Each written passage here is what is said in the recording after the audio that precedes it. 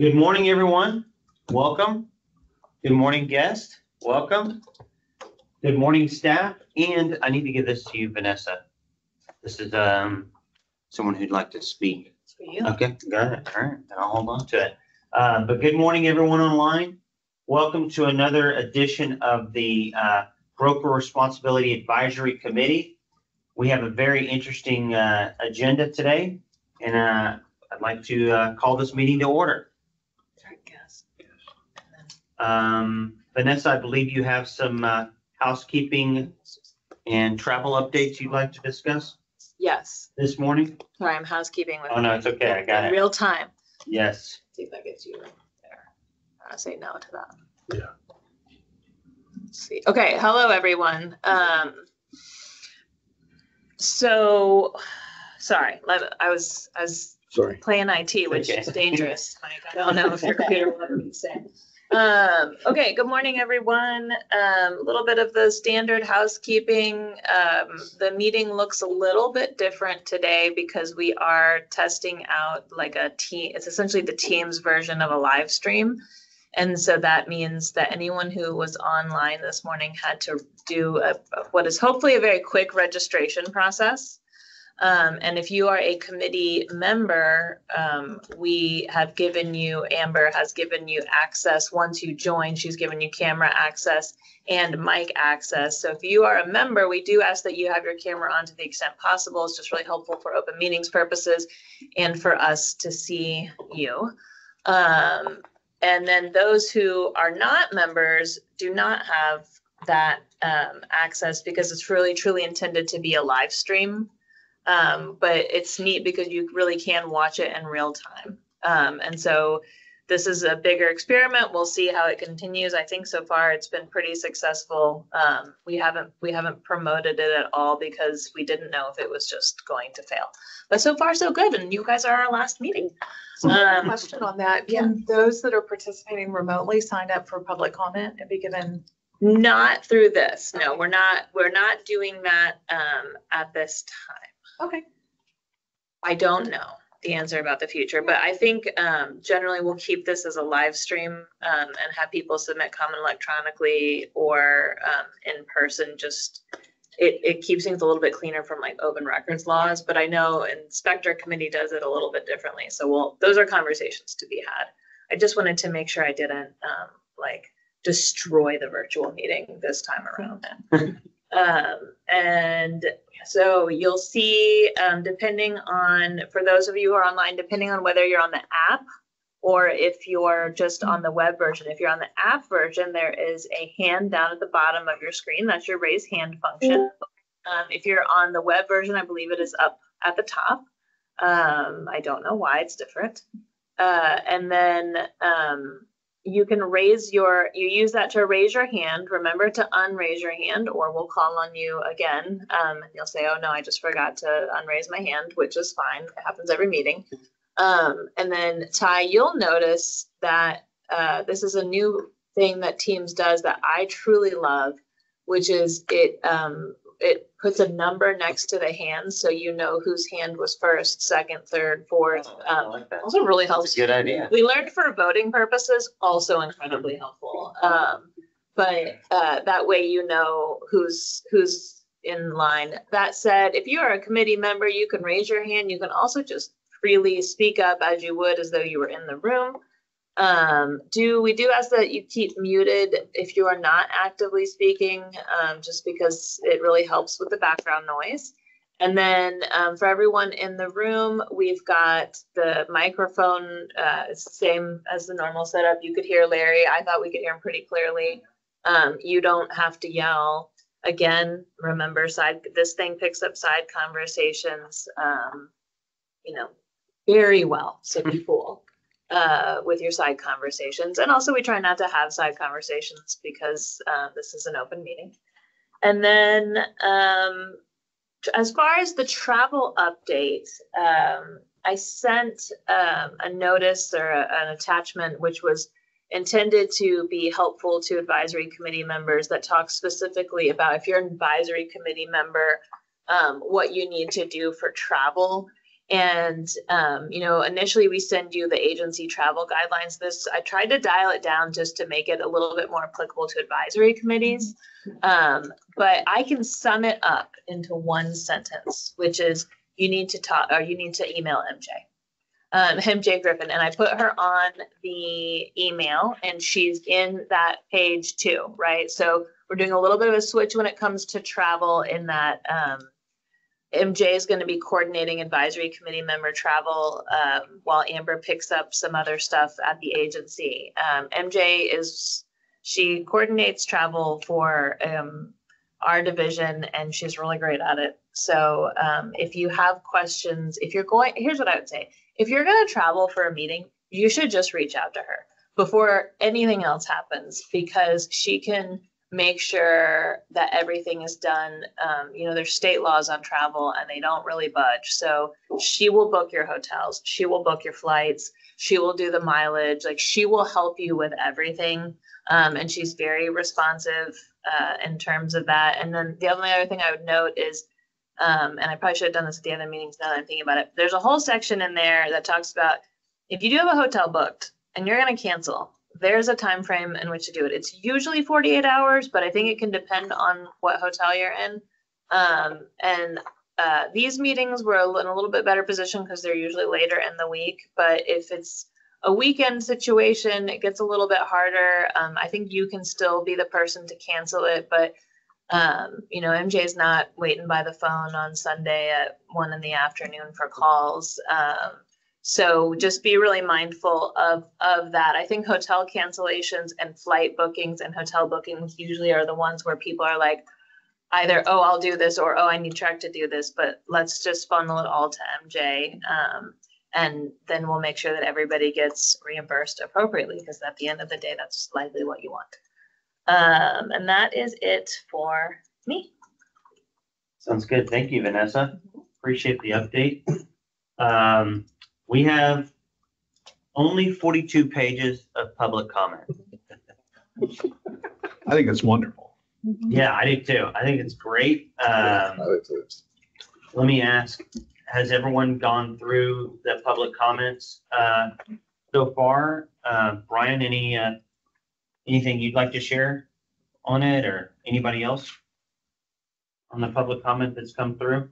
Well, I think just the voluminous, reaction and comments all over the map. I thought it was really interesting, and I think it's a topic. Obviously, we've hit a hot topic, right? For sure.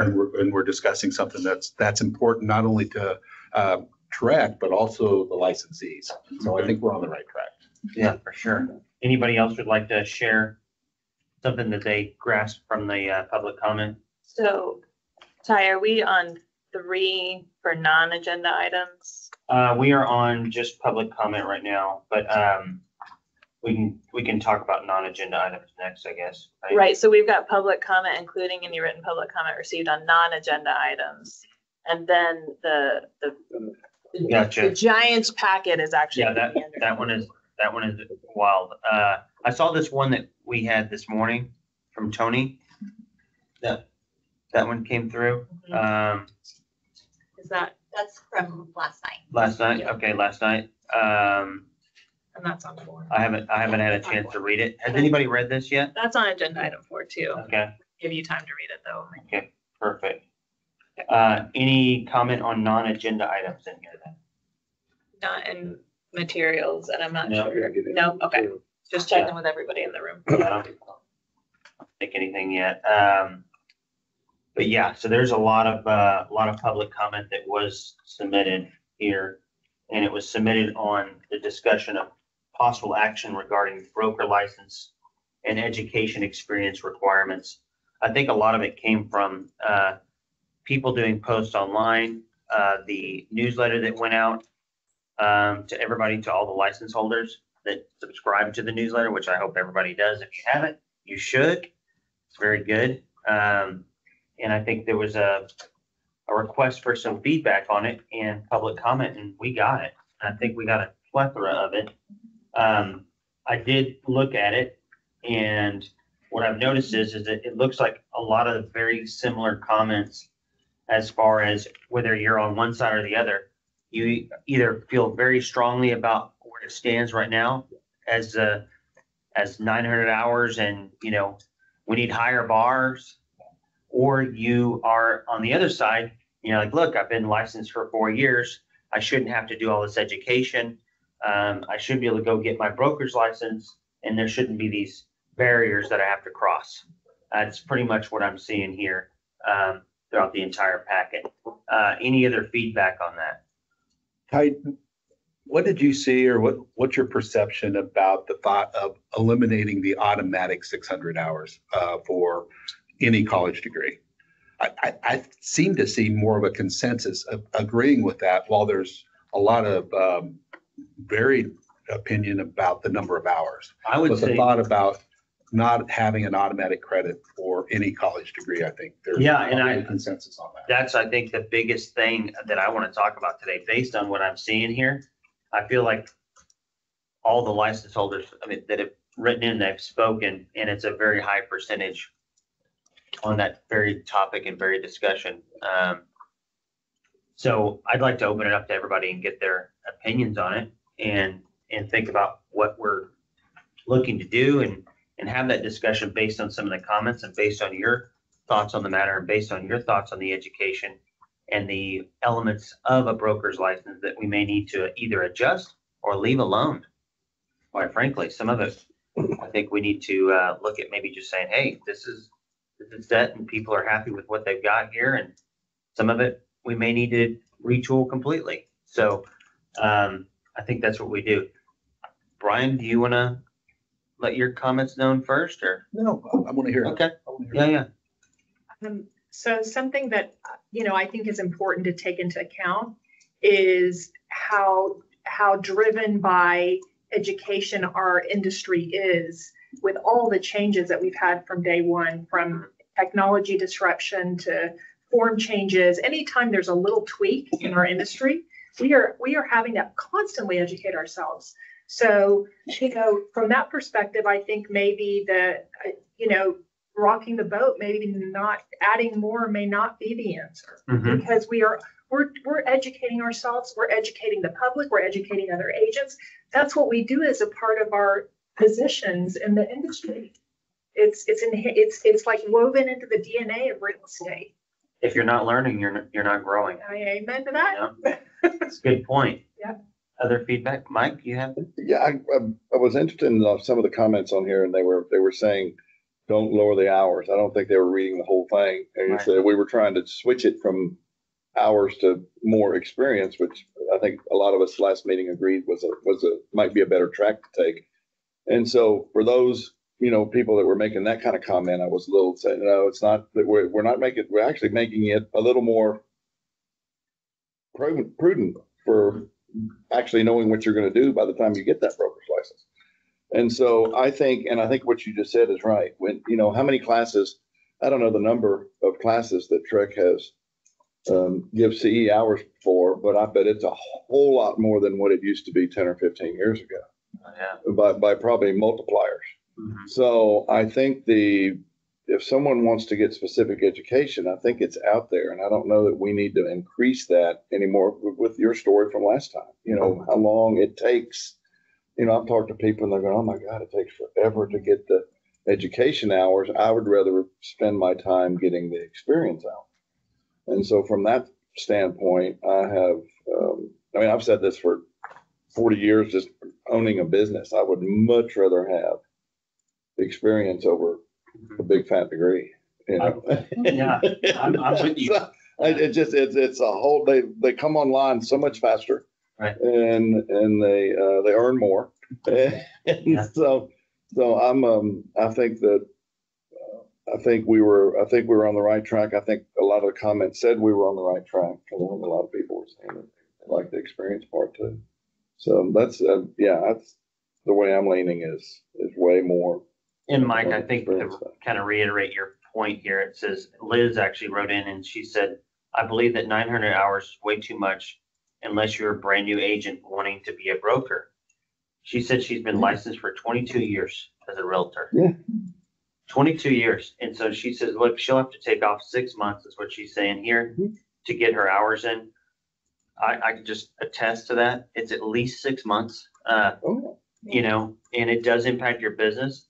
You have to either, and I'm just speaking from an advocate of education and transaction, I guess, really, because you really have to be able to balance all of those items over a 4-year time. If your goal is from day one to be a broker, it is very difficult to get that done in a 4-year time. I did. oh, yeah. It is almost impossible. You don't have a life because you're having to spend so much time in classroom.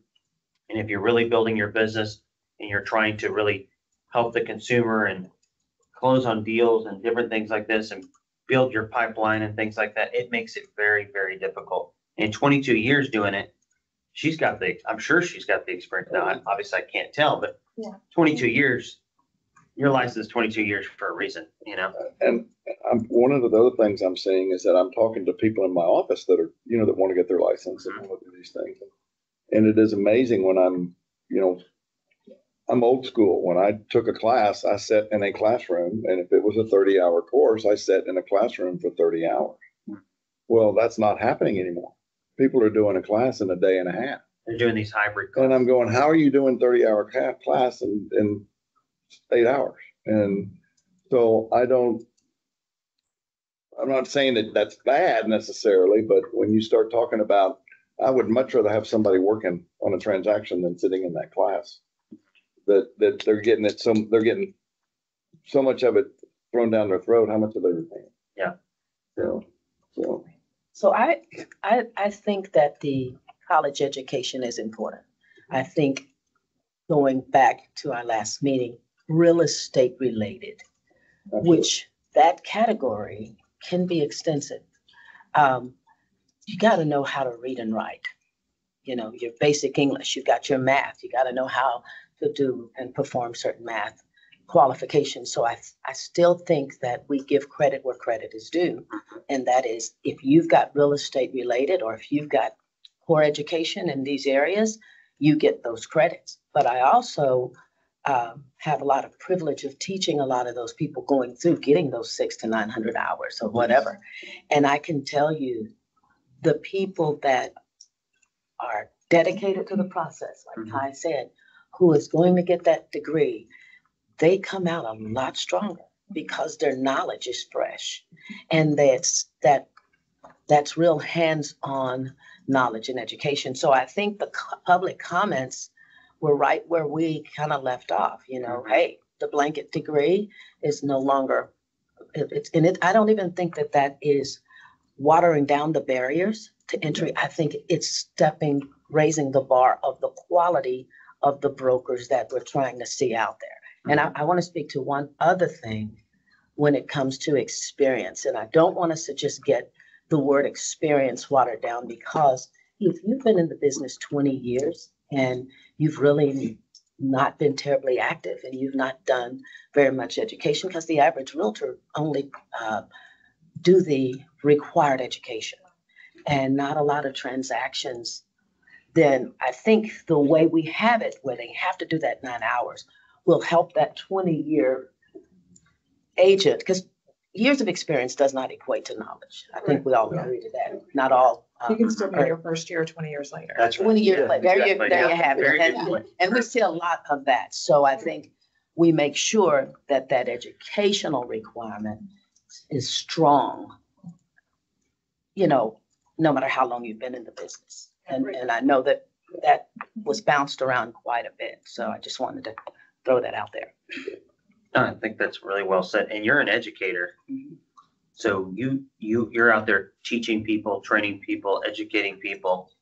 So you see this on a daily basis. I mean, and you people can are- tell who's getting their broker's license because you see them every class. Mhm. And you get a level of respect for those people because they are dedicated. Like you said, Ty, if whatever that class is, they're in it. And by the time they get out of it, we tease them. We say, like, you need to teach, because they are so knowledgeable about, real estate and all of the topics associated with it. So definitely. Do you mind clarifying one thing for me? And that is, are you saying that our expectation is that the TREC staff look at the classes that an individual took off their transcript and figure out which ones apply directly to real estate? Or have a list of what is considered Okay. acceptable education. Okay. Because a degree is not easily obtained. Right, right. And college hours are not easily obtained. Like we said, I can go out and do some online courses and man, get 30 hours in a day. Right, If right. you're sitting in a classroom, you're talking a semester. Right, So if right, they've right. gone through mathematics and they've gone through, you know, knowing, understanding English and stuff like that, they've got an education kind of level, so to Right. speak. So Right. it would be like from anything else. They would work from that list, Right. which, you know, that's something I think we could do, whether it's a work group or whatever, where we can go and say, and you'll be able to tell what's real estate related. If you're trying to look at math versus nursing, you know, and Right, what right. it takes, but every degree requires core education, Correct. which is going to be English, math, science, history, those type things. So it's, you know, a working group or whatever, we can decide what that looks like. And any new real estate related degree to come. Yeah. But I do think we should give hours for those college Yeah. hours. I do agree with that. The one concern I have is if we create a list of classes that are approved classes, how much additional time is that going to take for Trek staff? And how much is that additional expense if we did it that way versus saying, you know, we understand bachelor's degrees require certain core courses. And because of the core courses, we think we would allocate X number of hours towards that, which is, I think, where we are today. Can I jump? Not- I would- Not quite where we're at today, but we do have a list. Yeah, there is That's a what I was gonna say, that Okay, there is a list there's today. Currently in the rule, we do provide credit for certain categories of Here it is. coursework. So there is a current list looked in at the that rule. list. The other thing I think we're talking about is where if you get a bachelor's degree, regardless of Mhm. the degree, you get it Right, in, we right. provide credit. So kind of two separate. That's right. That's Got right. it. Thank you. That's right. First one's better. Yeah. Does anybody have does any college have a specific real estate degree to specifically design to where you're ready to sit for a test at the end of it? A&M has one. A&M does? Yeah, Okay. there's several of them. There's several, There's a there's several. I think Yeah. TCU has one as well, yeah. Several of them. out Our community college offers real estate related education for your sales license. So Right. that initial 180 or 270 hours. That all- But beyond that, they don't offer. Okay, courses. so you can do these in a college setting then? Yeah, but they're not degree programs. I Right. think they would probably accrue or apply towards a degree, maybe in business that you were working on.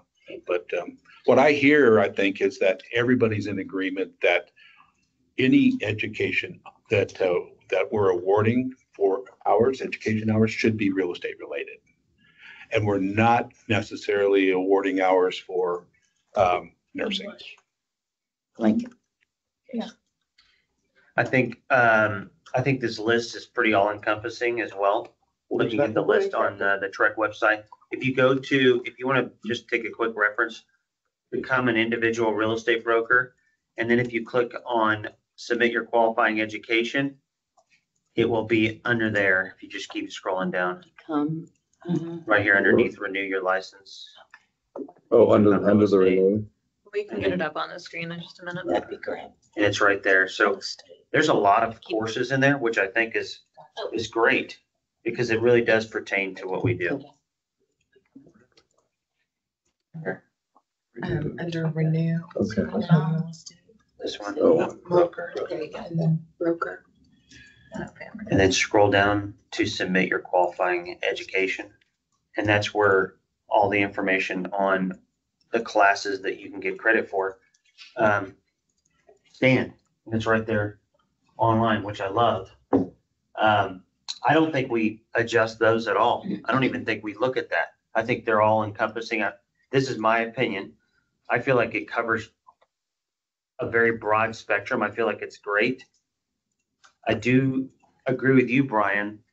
And I do think that we need to look at it where if we're given these already, there's already a list. I don't think we need to give a broad base credit to, you know, I don't want to use one particular degree, but I'm just going to say kinesiology. You know, it shouldn't be the same as a real estate degree. It shouldn't be equal because it's not. You know, that's my thought process on it. But these give credit inside for those classes you've taken that do relate to real estate. Absolutely, giving that credit makes perfect sense to me.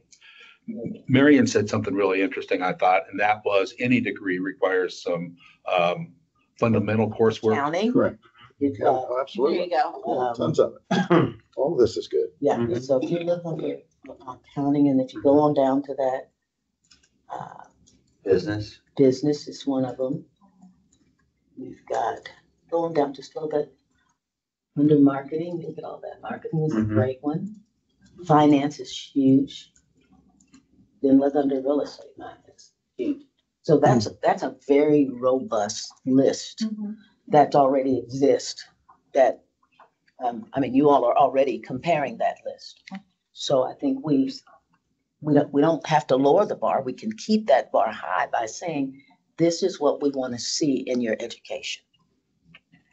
Do you track these courses at different schools? Like, you know, when an instructor applies for a CE credit for a course, are you doing that sort of thing with this list? Or are you doing it one at a time, looking at somebody's transcripts?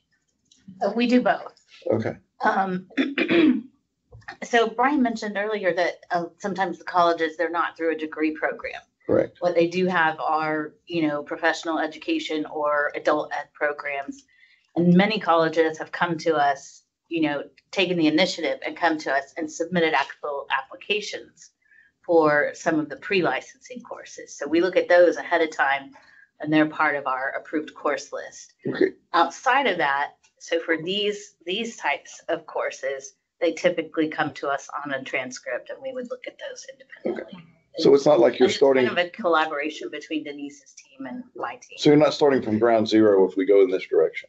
No. A lot of this stuff has already been done. Well, Okay. Well, Well, Except- some of it, yeah, yeah.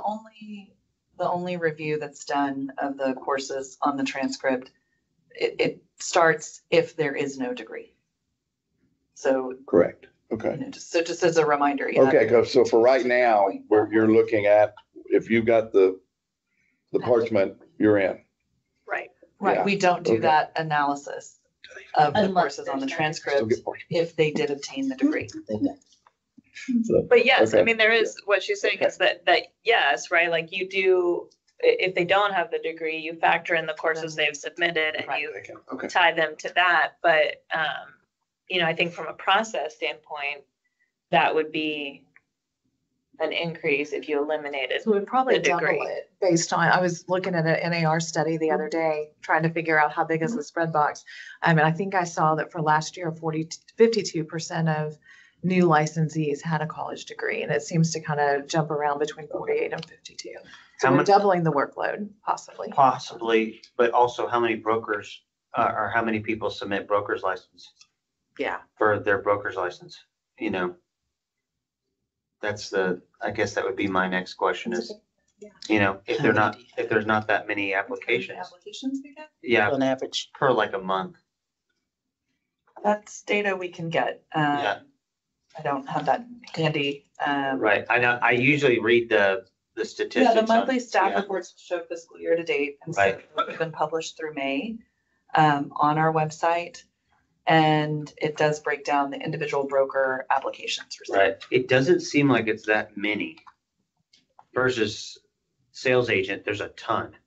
Right, but the sales agent requirements are not at all similar to the broker Right. education requirements. So this type of analysis and review is only done on broker license applications. Got it, yes, makes sense. And then in looking for the broker applications, how many of them are lawyers? Because I came in as a broker from day one, being an attorney. So how many of the broker applications are actually non-lawyer applications? They're an exception to the rule. Mhm. That's also data we can get because there is a different way to track that in our system if someone is upgrading from a sales agent license versus someone coming in directly with a broker application. So Another population of broker applicants are those that hold a broker license in another state and come in and apply as a broker. So we are able to get that kind of information if the committee would find that helpful. I have one other question, and I'm always recommending these. Hopefully it's an easy fix. So let's say during the application process, you have a list that they can check off of that list, which of those classes are part of their college curriculum.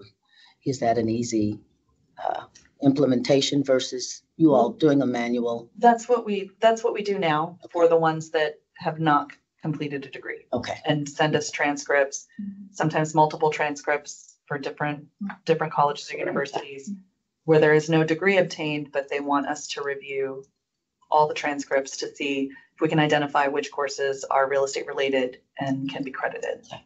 So that is a process we do now. Could some of And that they'll be, all have slightly different names. So I think Exactly. if where you're headed is some sort of Yes. native way to do it, Exactly. It's gonna be hard. there really isn't That's that we've identified a way to do that because, a finance course is not always called finance. Finance, that's right. is there a way you can push back some of that back onto the applicant? Make them say, this course should apply towards. That's I think it's the opposite. So when we perform our review, if there is some, question of the applicant saying, I believe that the courses from this semester are related and should count, that's when we coordinate with the education team Okay.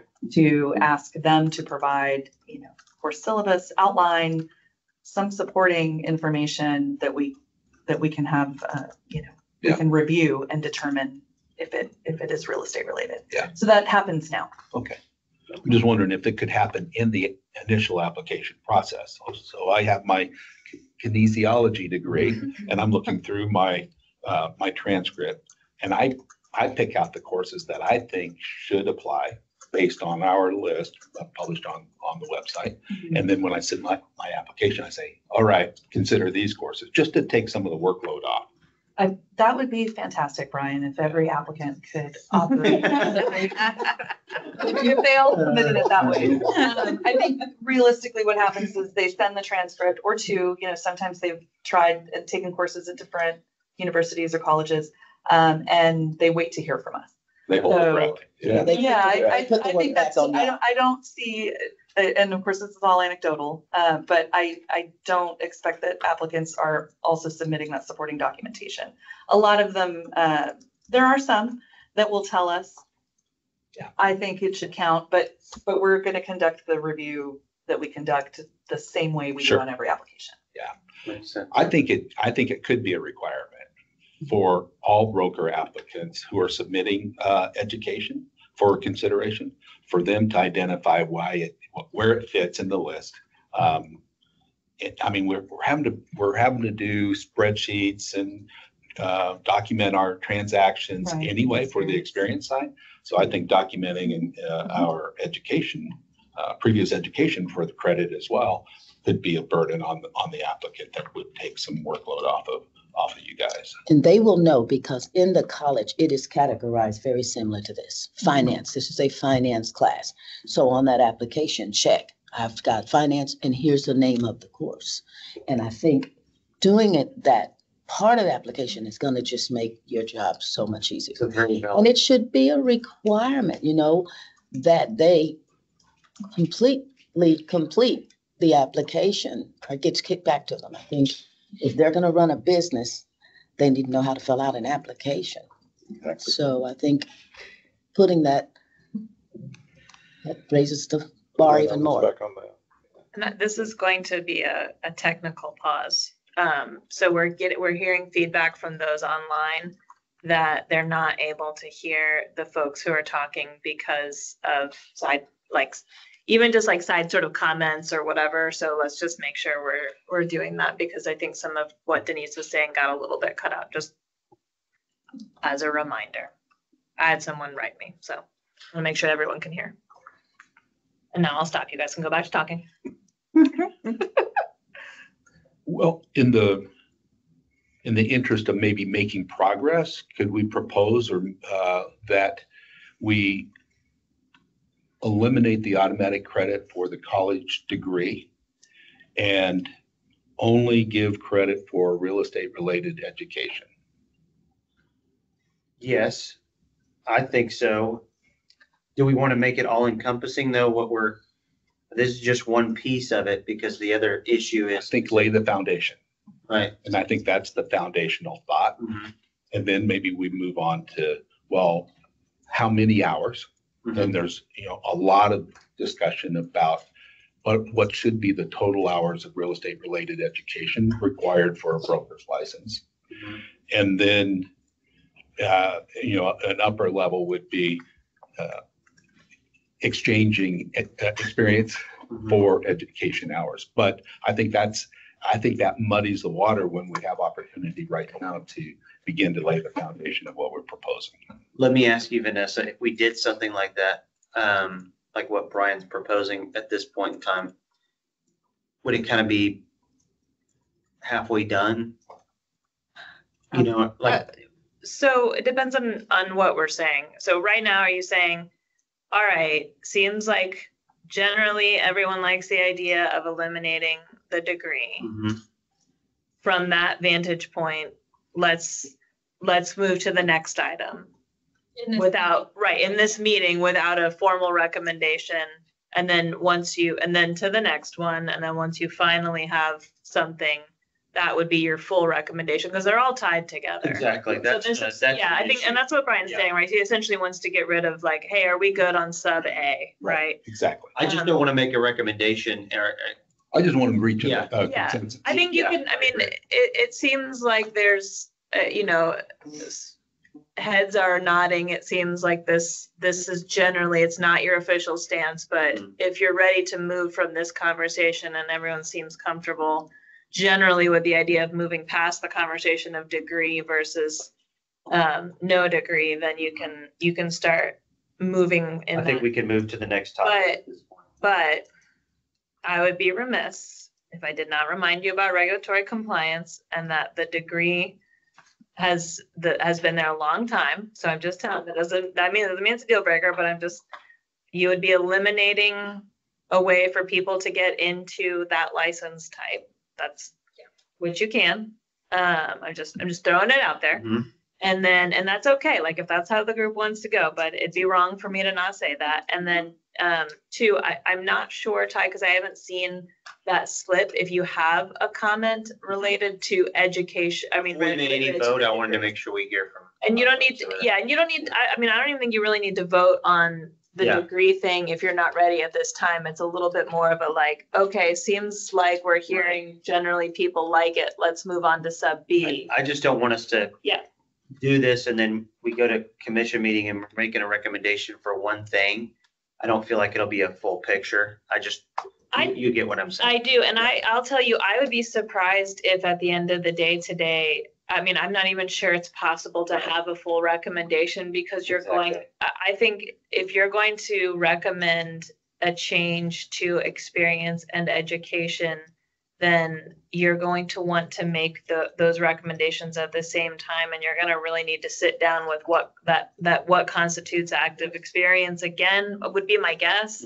But I think you're going to want to propose that together. So I don't feel like think it has to be one package. yeah, it's not August, Yeah. right? I can tell you that it's Yeah. not August. So feel free right now to just be having these bigger conversations, and there's not a need to get to a formal recommendation. But I think that what Brian's doing makes sense It too, does of make like, perfect hey, are we good with sub A? If so, we can always revisit it, but let's come back to, or let's start elsewhere. Okay, I think that makes perfect sense, Brian. Let's do that. Anybody online? Any members, Larry, would you like to have any input on this? Do you feel like, you agree with us on this one? Yeah, I do. I agree with that. Yep. Okay, perfect. Yeah. Stevie? I like a lot of what was said. A lot of what Mike said. Absolutely. Good time to take a look at everything. Perfect. I just don't want to leave you guys out on here. Sammy? Yes, sir, I agree. I think it's doesn't seem logical to me to get college-related credit for courses that don't apply to real estate. Since there's already a list out there, just taking that blanket off seems like it would be the move that I would agree with. All right, very good. Thank you both. In here together, do we feel like that's we're ready to move on? Any more discussion there? No? Okay, perfect. Well, good. I think that's important. Let's talk about. Yeah, I have not seen the public comment slip, but was it related to the degree component? Or just the overall brokers. Okay, well, We could do that. Do we want to wait and discuss the experience first? I think we ought to get the public comment Okay, first. let's do it. Let's That go way for we're it. considering it. Okay, so I actually emailed this as a PDF, but I wasn't sure who would have it, so I am gonna give me a pass for you. Oh, that would be great. Be fun. Thank you. Would you introduce yourself? My name is Naima Trammell, and I do work with Coldwell Banker. Just a quick background on me. I started with Coldwell Banker in Texas in 2004. My husband and I moved job. I was licensed in California. I was licensed in South Carolina. Never let my Texas go because I know eventually we'd be back here. So I have a broad knowledge of several states and how things work. I came kind of with some standard kind of a statement to make more so, but as your conversation's gone on, you guys have hit a lot of what was in my statement, and it was in my comments actually on the sheet that you guys have in public comments.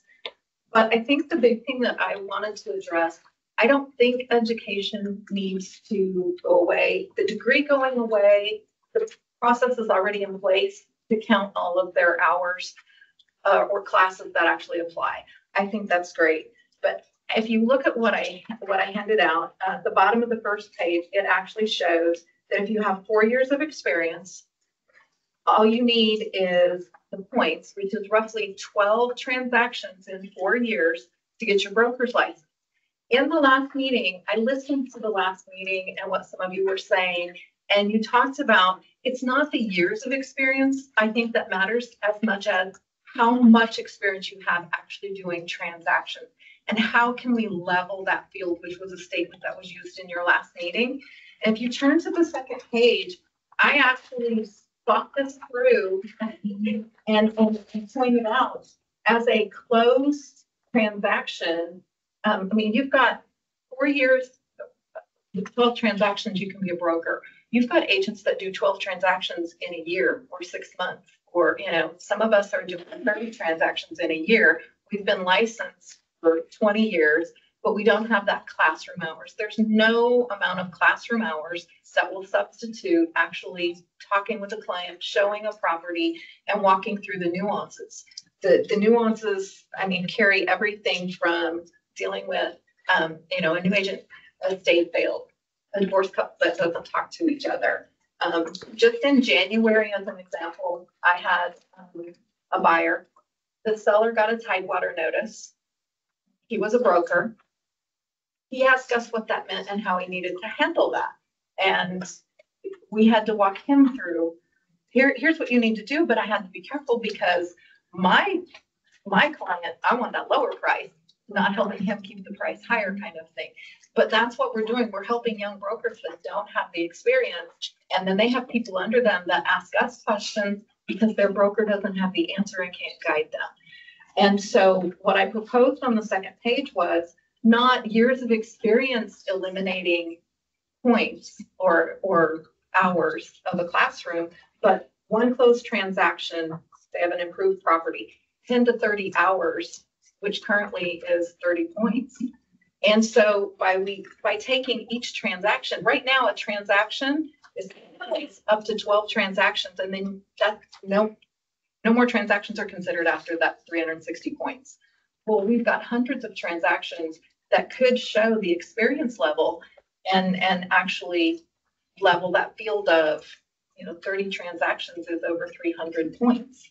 And it could be transactions in multiple areas or even numbers of months as a delegated supervisor. The last thing I put on there was, 6 to 12 hours towards your points, and making those points of experience actually level that field against the hours that are needed. So you're basically saying over and above the 12 that are currently out there, the 12 transaction experience points, what have you, you want to say if you close more transactions, it goes towards your hours, towards your credit for your broker's license. Right. I could. Interesting idea. So a transaction could be 10 hours or 30 hours, which is the points are currently 30. So 30 points could be 30 hours of actually working with, you know, I guess that's where you balance. I kept hearing it last time, balancing the field or leveling the field.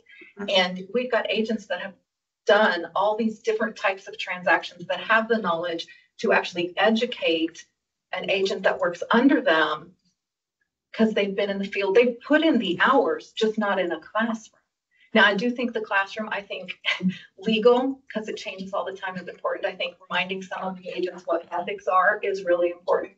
I'm not saying get away from that. I don't even think you need to change, you know, what the requirements are. You just need to actually allow or experience hours to be those hours and those points. I love this because it aligns exactly the way you build your experience in real estate. Right. And so why don't we align the education credits for the license with how we expand as agents and expand our education? I love it.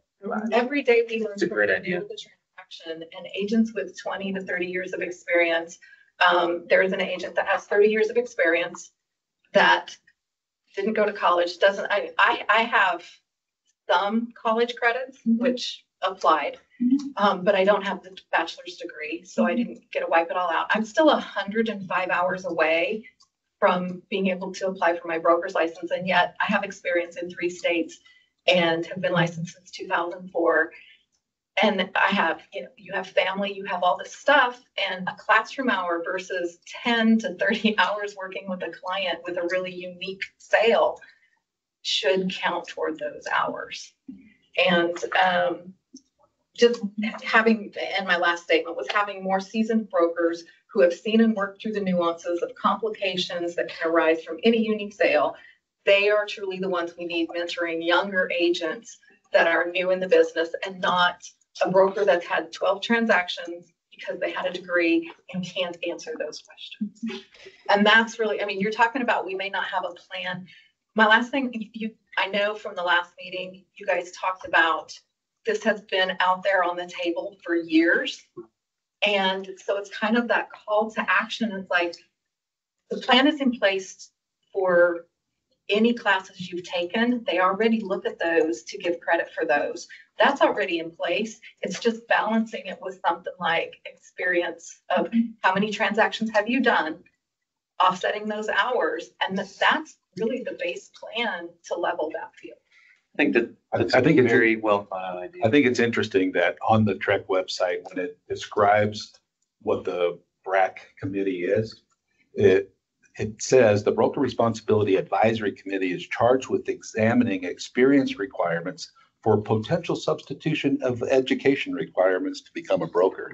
So TREC has described this committee as along those ideas as well. So, and I think it's an interesting idea, and I think it's consistent with some of the conversations that we've had in the past about experience is probably a better educator than a classroom, although classrooms are really, really important, but experience matters tremendously. Like right now, I have 100+ classroom hours that I would have to sit through. And once you've taken the core real estate courses, those hours come down to a 1-hour staging class, a 3-hour, and it's just ongoing. It will take forever to do those.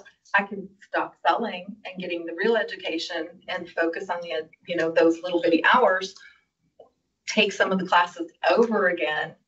And that just doesn't make sense to me. If the hours were actually, or experience was translated into those hours, I could actually go for my broker's license now. And that's, and I brought Jill's in the same situation. I mean, her daughter could get her broker's license before she could, because we need those classroom hours. I also appreciate the thought and the work that you put in. Yes. Translate. Very good. Very well In done. 2 hours. You a problem? So why can't you do this? Very Because good. that's where it gets tossed around and nobody actually has a, hey, here's a plan that we can actually put in place and submit to, at the next. And it goes to show that this is such a real life industry, the fact that we as brokers are even educating the agents that are under us. We're learning from them just as much as they're learning from us because of what's happening in the field. And we're not always on the field. So I think this is fabulous contribution. Thank you very much. Really good stuff. Thank you so much. Really appreciate it. Very well thought out. Wow, this is good for us to look at, everyone. And we did send it. Yes, this is good. This is very good. Larry, Sammy, you guys see it? No, can't really see that. Check your email. Oh, the email. Never mind. Sorry. Yes, check your email there. It'll be in there. I think it's definitely worth investigating because I think it's very well thought through. And the word that I like more than anything is our industry is about nuances, because every real estate transaction is truly unique for every part of it, from survey to lending. I mean, every situation is unique on so many levels, and giving credit for that where you have experience in that, I think is very, very well thought out and important. Mm-hmm. Thoughts on this? I think our next conversation is number of hours. Yeah. We talked the 630 last time. We've also gotten feedback and a lot of feedback about keep it at 900. So I think that's our next conversation is what do y'all think is the correct number of hours, with this thought in mind that in an additional conversation, we may exchange experience towards some of those. Exactly. hours. I feel like, in my opinion, I feel like this is a good exchange on experience versus the hours. And, it gives me a little bit more of a stance on staying where it is. I was a proponent of the 630 hours because I thought it was kind of a compromise between some applicants who have a college degree, but only have at that point 270 or 300 hours, and that applicant without a college degree who had accrued 900 hours. So the compromise was in the 600s. But personally, I think I've been convinced towards the 900 hours, just with the feedback and the comments. Allowing credit for real estate related courses within that college degree or those that have those college degrees. So that's kind of where my head is at. I'm in agreement with you. Does everybody else? Yeah. I like it. Then let's talk about this. Let's talk about experience. Let's talk about transactions. If we look at this, this is a really great tool that people could use to be able to obtain their broker's license without having to go through all those classes and things like that. If we can maneuver it, I think I don't know about the calculations exactly, but I mean, I would have to think on it, but I think it's around the right idea. I think it's on the right idea as well. My initial, what's rattling around right now is that limiting or capping how much you could exchange. That's exactly my thought. Because you'd still, which would basically mean I'm still going to need 630 hours of actual classroom hours, but I could exchange experience for up to 270, Right. that sort of. That's my thought that as sort well. of I think we're on the same page here. Yeah. Yeah. Putting a cap on it and talking about that, I think that's a great idea. Thoughts on that? I think Yeah. it's very sound. Yeah, I like it. I agree. Now, do we want to, with that being said, do we want to say, well, then we stick with the 12 and then we allow this to make up for the difference on the hours? Or do we increase to 24 or to 18 transactions or the points system? What do you guys, what's your thought processes on that? You know, one thing that's rattling in my head, I think in our first meeting, Brian, you mentioned about delegated supervisors or designated supervisors that don't transact because they don't compete. I think your example was Bill Stedham in Mansfield, that he would not receive hours credit because of contracts because he's not directly involved, but he supervises. Right. And I did notice that you had a suggestion that they get a number of months.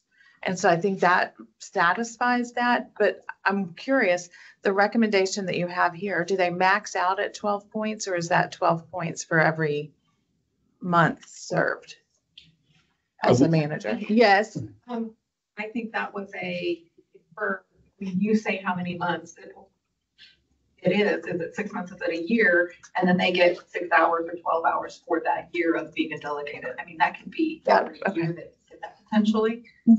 But I did feel that some of those needed some sort of credit there to go along with the rest of these suggestions. Okay. It was a couple of years ago that the points, when they were simplified, it allowed for someone to obtain all of the experience as a supervisor. So that issue was already resolved previously. Okay. Thank you. Yeah, I think we changed, previous to that change, you could not be a supervisor or office manager and accrue enough points unless you sold something. Right. And so we changed it, and you'd have to be a delegated supervisor for every month for 4 out of 5 years. Okay. To accrue enough points, and then you're just barely there. Right. Right. So, but I think that's a conversation worth having. I think I learned more supervising my agents than I do doing my own transactions because it's always a new problem. Right. Right. It is. Yeah. Amen to that. Yeah. Something new. Hi. I think Bob Baker is in. Oh, Bob. See it down there. Bob, you there?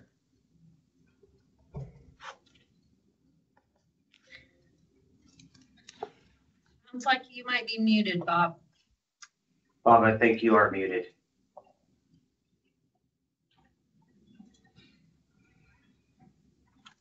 Can you hear me now? Yes, sir. Thank you. I love the discussion. I'm sorry I came in late. I was having technology challenges. And I'm glad we clarified the situation because not all brokers are producing brokers. I'm not. In 2 offices, and I have approximately 500 agents. I don't do any production.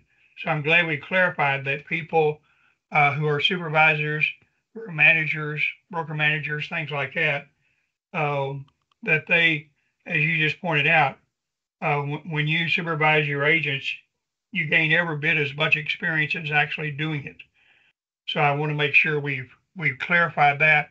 Because underlying all that we've done here, in my opinion, with all the great things that we talked about last session and before, is we're continuing to make sure that if you're a broker and you're going to sponsor people, that you recognize that's a different level of responsibility. And we need to continue to go down the road of making sure whatever we require goes to that point that when we have a broker on the other side of a transaction, we know that's someone who knows what they're doing and will help us get through that as opposed to being an obstacle, which unfortunately we see way too often because people got a broker's license without really knowing what they're doing. So I hope we're kind of cleaning that up a little bit. But I'm glad we kind of clarified that because we need to make that distinction since we understand we can't do it from a licensing standpoint and other points. We need to do it from how we establish experience and education and the combination of all those. When I read all the comments and the emails here, I really found it interesting how many proponents of the education they were as we looked at reducing education more in favor of experience.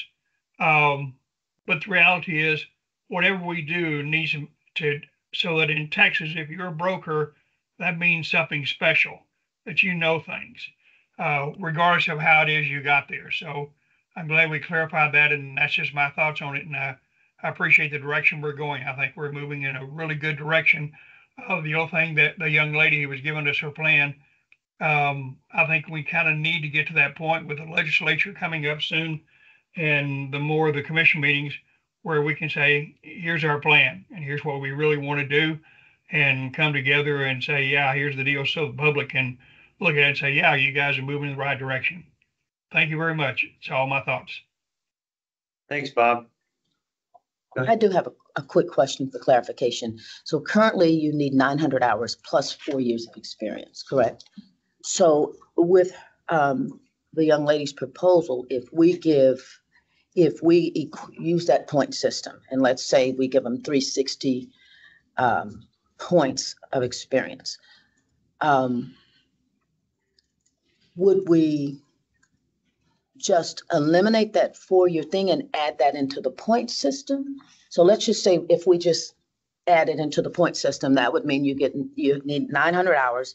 We give you 360 hours for your 12 transactions, which means now you're looking at about 540 in classroom hours. Is that, I'm trying to see if that's the right thinking. Well, I'm not sure, but I will say the 4 years of experience in the last 5 years, that is set in statute. Yeah. Okay. All right. Sorry, let me just see if I can help. And you're asking if you're giving a certain amount of hours, if they can count a transaction for 360 hours, we're just taking that off the 900 hours is what you're, yeah, exactly. I think that's exactly what the proposal is.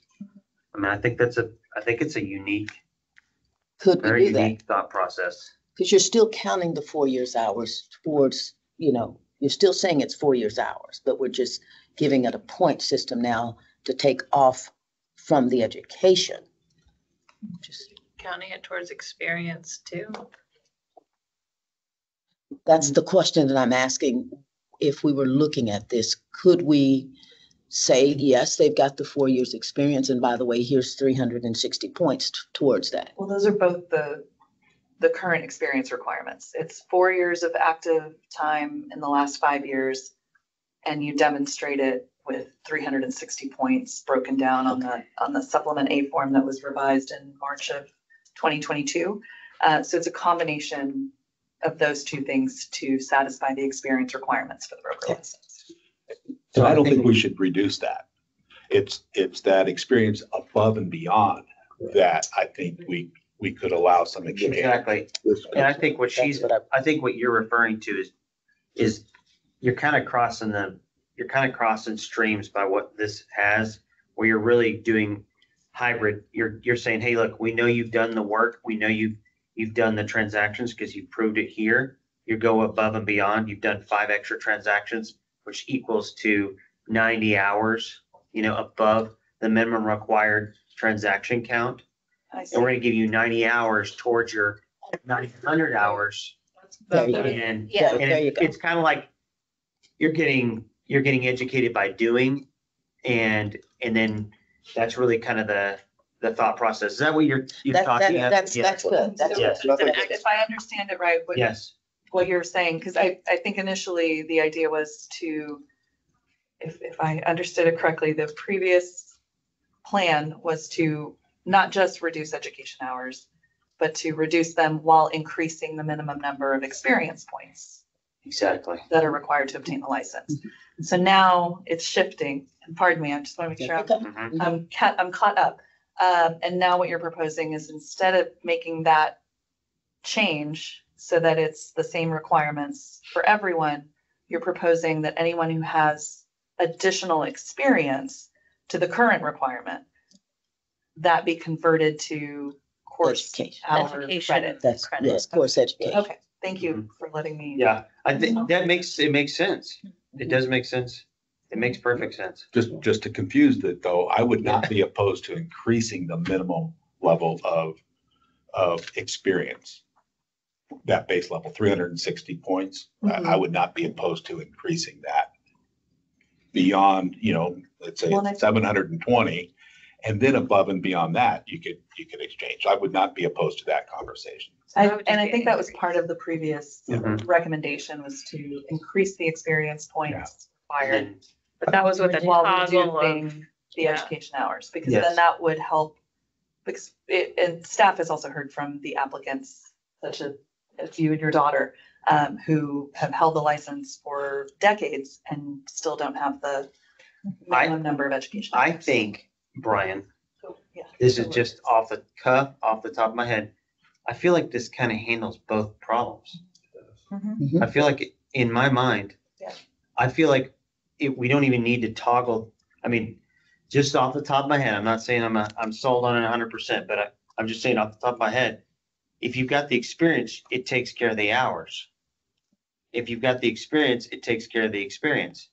You get both. So you win both ways. If you're a producing agent, you win. We've already solidified that if you're a manager or you're a supervisor, you can get your points enough for that. The problem that it rolls back to is the experience points for managers not being able to get it because they don't have enough transactions. So if we raise it, I think that's been fixed. but I'm saying if we raise it further, then it may negate what we've already done by saying, hey, instead of you needing 12 transactions, you need 15 or 16 now, or 24, or whatever the number is. Does that negate our ability for them to be a supervisor? And I understand. you see what I mean? It creates another problem that wasn't there before. But easily fixed. Right. by we can adjusting just the adjust points the allowed. points, exactly. But I'm just saying, it just creates another issue that we would have to address. If we left it the same, and I'm just throwing this out there, if we left it the same, put this ingenious idea out there, I think it's pretty good. This is my concern, is not having experienced brokers out there. And I think this is what, in 42 pages, that's what we see. I feel like this is a good medium. Can you summarize what this is? This proposal. So I think I'm gonna try. Please. I think what we're saying is we are keeping current requirements, Mhm. except that if you have above and beyond the experience, the 360 points, that begins to count towards your education requirements, your hours. Yes. And you have proposed a way to calculate that experience to education course hours. Mhm. So it's what we sort of talked about last time. We didn't get into the details, but can you trade experience for education? So Mhm. this is just, we're talking about the specific way of Yes. calculating that. Exactly. And I feel like because we're trying to maneuver hours and things, Vanessa, we're like, hey, let's just drop it to this and let's do this. I feel like this is a very happy medium because you can achieve both. You can achieve experience and education, and you can get credit for both. And if you're a supervisor, you get credit for both because you're supervising people and you're guiding people. You're in the weeds, as it may be. Brian? Yeah. You have on your proposed hours in the exchange, you have a range here. So I'm seeing 10 hours to 30 hours. And I'm 30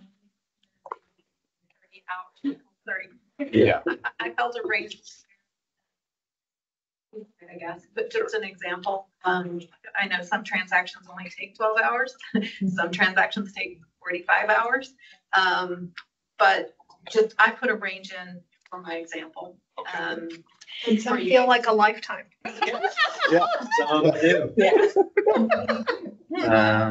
So yeah, on the transactions, I did put a range in there, but you could narrow it down to just 10 hours or 30 hours or whatever.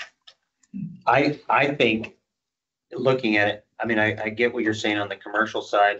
I feel like the commercial one should be equal to, they're equal right now on how we do experience. I think it needs to be the same across the board. If you're commercial or residential, improved or unimproved. Right. We award 30 points for a residential transaction and we award 50 points for a commercial transaction. there's nuances in every area, even within farm and ranch. I mean, I know that when Yes. I have agents, there's things that I learn, if, like, you have to know, that there's times of the year that somebody in farm and ranch actually makes their purchases due to their tax situation. And if you're not in farm and ranch, you don't know that, So yeah, there's nuances in every area. And I'm not saying that, residential home sales are any better than commercial or any worse or any, they're all different. They're Exactly. different wheelhouses. I mean, and I don't know that one should be given more weight than another. I don't think so either. I think they should be weighted the same. Because if you're professional and commercial, that's your lane. If you're professional and residential, that's your lane. You shouldn't, because it's residential, you shouldn't get less. Just because it's commercial, you shouldn't get more, even though there are less transactions typically done by a commercial practitioner. That's just my thought process, but I'm just putting it out there. I'm doing my math on it real quick. Just we give 630 hours for, overall college degree. I'm just doing the math on this thing. Let's just say 30. I think it's 600. 600 hours for that. So 600 hours would essentially equal 20 transactions here on this. If you did 30 hours, like in the middle, you did 30 hours, it would be 20 transactions over the course of 4 years on top of your minimum 12. If you were just to wipe it out that way, you did no extra education. Does that make sense? What I'm saying here? Mm-hmm. So if we said each transaction was 30 hours of education, like a sale transaction, and we said it was 30 hours, they would have to complete 20 transactions on top of the 12 that are already required in order to knock out all their education. Now, do we think we need to give full credit for education? No, I don't think so. I think we need to give, oh, yes. Bob, go ahead, Bob. Okay, to add to this conversation that we're going through on the trade-offs, a couple of things I wanted to point out. And part of it is the young lady, the core banker agent, who brought these things up. Every once in a while, I find myself being careful to not just this thing of being a broker, just as something that we've come up with, and here's what it does. What we want to make sure is that as we do these swap offs, education, experience, above minimums, and so forth, I like what Brian said about making sure we fix the broker, manager, supervisor kind of thing. But we need to remember what we're looking to is this person going through this process ends up being a broker and can be a sponsoring broker. We don't have any distinction about that. We want to remember what we expect that person to look like. And the things that we're requiring are what add to what that person looks like. That balance of what they've done in the field. We all understand, we just talked about it, every transaction is unique, whether it's commercial, residential, farm and ranch, whatever. And so as we work through that, that person goes through this process and becomes a broker, and we're going to deal with them in the transactions. What do we want that person to look like? And so when we look at education, I want to make sure that we don't find ourselves getting rid of some basic critical parts of education that we cannot do a swap out, that we need somebody who's going to be a broker to be educated at a certain level. And you see that in all the email contacts in here where they talk about that, where these people know things that is beyond they've done production. I mean, goodness knows I've got some agents that are very high producers that should never be a broker.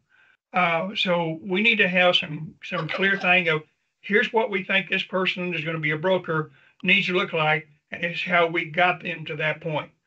And I just think we need to kind of keep that in mind as we go through and we do all these swap outs. Thank you. Thanks, Bob. Larry. Hi. Larry? Yeah, kind of like right along the lines of what Bob said. I don't know if I'd want to get away from the amount of years of experience. If I'm trying to read this email and just understand, it wouldn't be a credit off of less experience. It would be, I mean, I love the concept. The concept's great. I think at some point we'll need to get together probably for an adjustment, probably of the points or the credits towards that. Does that make sense? Yes. That makes perfect sense, Larry. Go ahead, Mike. Yeah, I was looking at that was a question I was going to ask. Bob may have covered it, but is there a specific list you must, of your education, of your 900 hours, you must have these particular classes? That exists, right? It's already in there. Well, it's the 270 or the The 180. original, yeah. The original Okay, but that's it. 180. It's not any more than that. And then Yes. all the rest of Broker them. responsibility Okay. and then your legal 1 and 2. Those are going to be your Right. required courses. So the There is 630 no additional required Well, Okay, so the 630 can be of anything as long as they're real estate related. real estate related. And that is a correction. I was wrong when I said, I So think. it's maybe 600. we, It's- so maybe we make a little bit of an adjustment to that and say, okay, are there certain type courses that we want to do above the 270 that would be required? And then the rest of them could be exchanged if you wanted to. There That's is what one you're- course that's, that I noticed right here. It says current requirements, 900. It says 90 hours of SAE, including real estate brokers, no more than 2 years before application date. So that time frame is interesting as well. Having the brokerage within the 2 years, the broker Right. responsibility, which is good. And thinking about this, there is value in the education. I don't, Right. there's definitely value in the education. Throwing it out there, I was just doing this math and I'm going along with what you're saying here. If we just said we could adjust that as well, or we could just say, hey, there's a cap on how many of these you can get credit for, and that just solves the issue altogether anyway. We could just say, hey, I'm just throwing it out there, at 30 hours credit per each transaction, you're allowed to credit get credit for an additional, 9 or 7 transactions or what have you. The issue I'm having is I want to make sure that we don't, theoretically, you can go get your 270 qualifying, then you can go get your extra 630, or you can cut out some of that 630 and do some of this stuff. And as we all kind of giggled a little while ago, you can have one person that comes up here and says, okay, I'm going to do 500 sales. I'm never going to talk to anybody. I'm going to go do my little deals and I'm going to work those sales and I'm going to be a broker. And they're not going to have any of the rounded or either the rounded education or the rounded other. I mean, like, look at me. I have done hundreds of sales in my career because I chose to, Right. but I could fill myself up just in the property management line easy Mhm. because we manage hundreds and hundreds of properties. And so I think that, if we do something like this, or if we do something like that, we need to make sure that the core education that we want a broker who theoretically is going to be supervising other people must have, and I don't know if the 270 is the right number or if it has to go up some. And the same thing is you don't want all of these in one spot. Mhm. I think that could be, Diversified. you need to have a little more diversification if you want somebody that's going to be, you don't have to know everything. I mean, I've never done a commercial deal, never done a farm and ranch deal, but I don't pretend to, and I don't want to. But you can sponsor somebody who does. Absolutely. So here's As long as I have somebody to mentor them.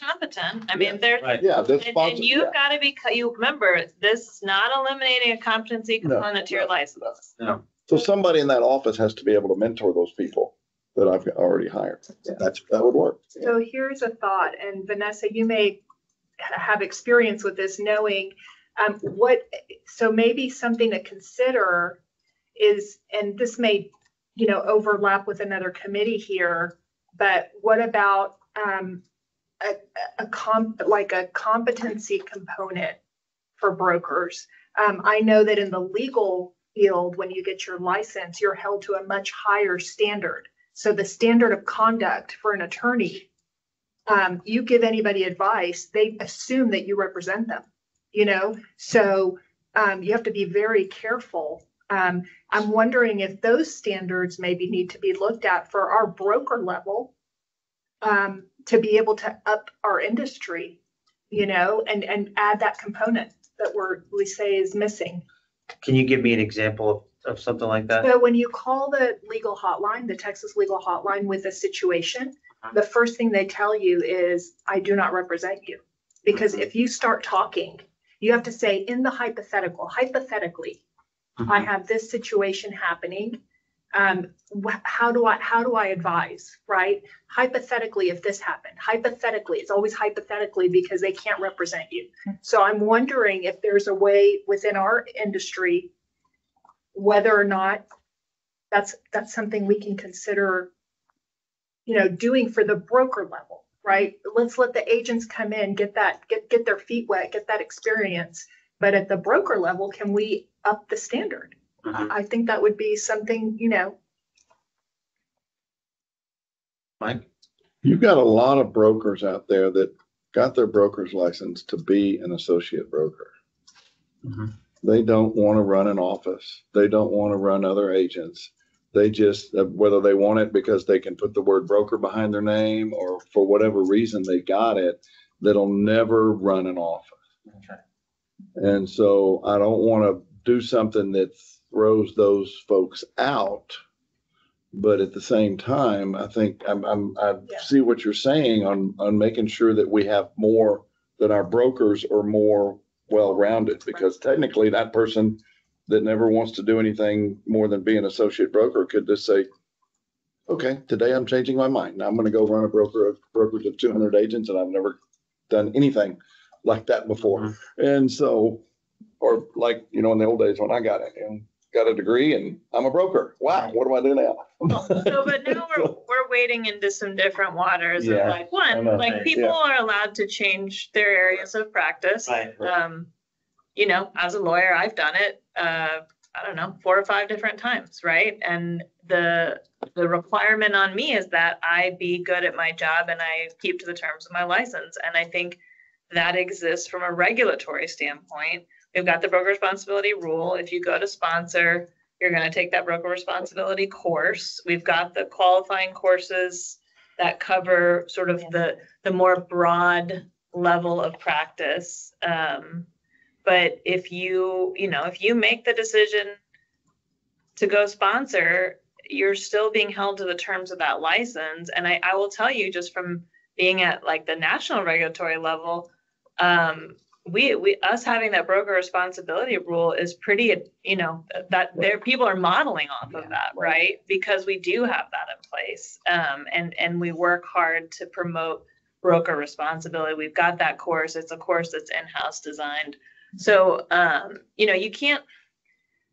you can't stop people from doing things, but you can have the standards in place from a regulatory perspective. And I think you can promote professionalism within your industry, but I think it exists. I think those requirements of the broker exist in terms of, if we walk, I know that rule because we're working on it, but like if you walk through every element of that rule, it's pretty detailed. Right. And I think that's that professional. I mean, it's not a professional standard, it's a license standard. But it speaks to, I think, similarly the representation, things like that. But if it sounds like we're working towards a little bit of a different idea today than what we've seen in the past. I agree with you, Vanessa. Meaning, I think it probably merits a lot of discussion. You'll probably go home and think, oh, what about this or that? 100%. So. But saying that, this is kind of where I'm at, where I think we're at, is we've agreed that we're going to eliminate the automatic credit for the bachelor's degree. I think we're in agreement that we're going to stick with 900 hours of real estate related education, and then allow an exchange of experience above and beyond the minimum requirements for the extra experience, allow an exchange for some of that to apply towards some of the education requirements up to, let's say, 270 hours, which would then require a broker applicant to have 630 hours of real estate related classroom education and perhaps experience above and beyond the minimum requirements of 360 points to exchange that for up to 270 hours of education. You're thinking exactly what I'm That's thinking. kind of where I'm thinking we're at. At 270 coming out of the 630. The 270 coming out of the 900. Well, out of the 630 Well, the because 630 is 270 above is set. above and beyond. Yeah. Right. Well, the 270 is set. That's our qualifying. Right? So it'd be Coming out of that additional 630. Related, it can be Yeah. CE. Right. So out of the 630, you can get 270 experience worth. Right, instead of, Yeah. so we're exchanging, basically, we're just saying, hey, remove the blanket for a bachelor's degree, but we're gonna give you the opportunity, if you've been doing this business, you've been working in it for 22 years or whatever, like they said here, some of them, you're gonna be able to get those hours you need without having to take off for 6 months to go complete 600 hours of education. Really help. Oh, She did. go ahead. Yeah, she put it down. Oh, we had a hand up. Yeah, it was Commissioner Lerner. I was just going to ask Brian to repeat, but I think you just recapped time. Yes. May I ask a question? Go ahead. And I may have missed this, but was there a reason behind the 270 exchange? And I ask because I wonder if it might be confusing because we have 270 hours of required coursework, and I wouldn't want it Yes. to be construed that that could be replaced. Yeah, and the reason is that's how my brain works. As Okay. we were talking. Yeah. Yeah. I thought the same thing that you did, yeah. Well, we're gonna require 630 perhaps. Okay, So now we're up to 900, right. but I can get credit for 270, so I still have to take 630. That's the only reason it Right. came out like that. Yeah, Okay. that was my thought process too. Honestly, I didn't think that far in advance, but no, that's a good point. Very good point. Okay, so can we table this at this point? We leave it for the next agenda. I want everyone to put their thinking caps on so we can really think through it and come up with some other ideas. Or say, hey, this is exactly how we want it, you know? So we'll table it for the next one. We'll just add that to the agenda for the next meeting. Is there any other comments or? I would suggest that we also think about these proposed hours, for a transaction. I think that's where we need to put some thought into. Oh, for sure. Well, should it be 10 hours, 5 hours, 30 hours for a closed transaction or? Right. And bring your methodology along with your, sorry, I know it's gonna be technical. we can get the PDF of this to the entire committee so you don't Perfect. lose it on the way home. No, thank you. Thank you, Vanessa. Appreciate it. I think additionally, just as a heads up, internally, we'll discuss what this has the potential to look like, and then of course, let you all know. This is different, right? Like this is a entirely different concept. So let's make sure, as staff will do the same as what you're doing, which is to really vet that. Sounds like you need a number of hours that you're comfortable being a substitute. Exactly. I think that's what I think everyone needs to kind of think on. What number is that and why do you think that? Well, and how you calculate it. Yeah, I would say not just the cap, but also The that calculation. breakdown, because from a processing standpoint, And type of transaction Mhm. too, maybe type. Yes. all of that will have to be spelled out, if there's going to be that type of analysis performed Mhm. with each of the applications. Because this is, it's an increased level of complexity, It is. from the original proposal of reduce education and raise the minimum number of experience points. This is a little more complex when it comes to Right. processing. Not impossible, but it will help to have all of that spelled out. Exactly.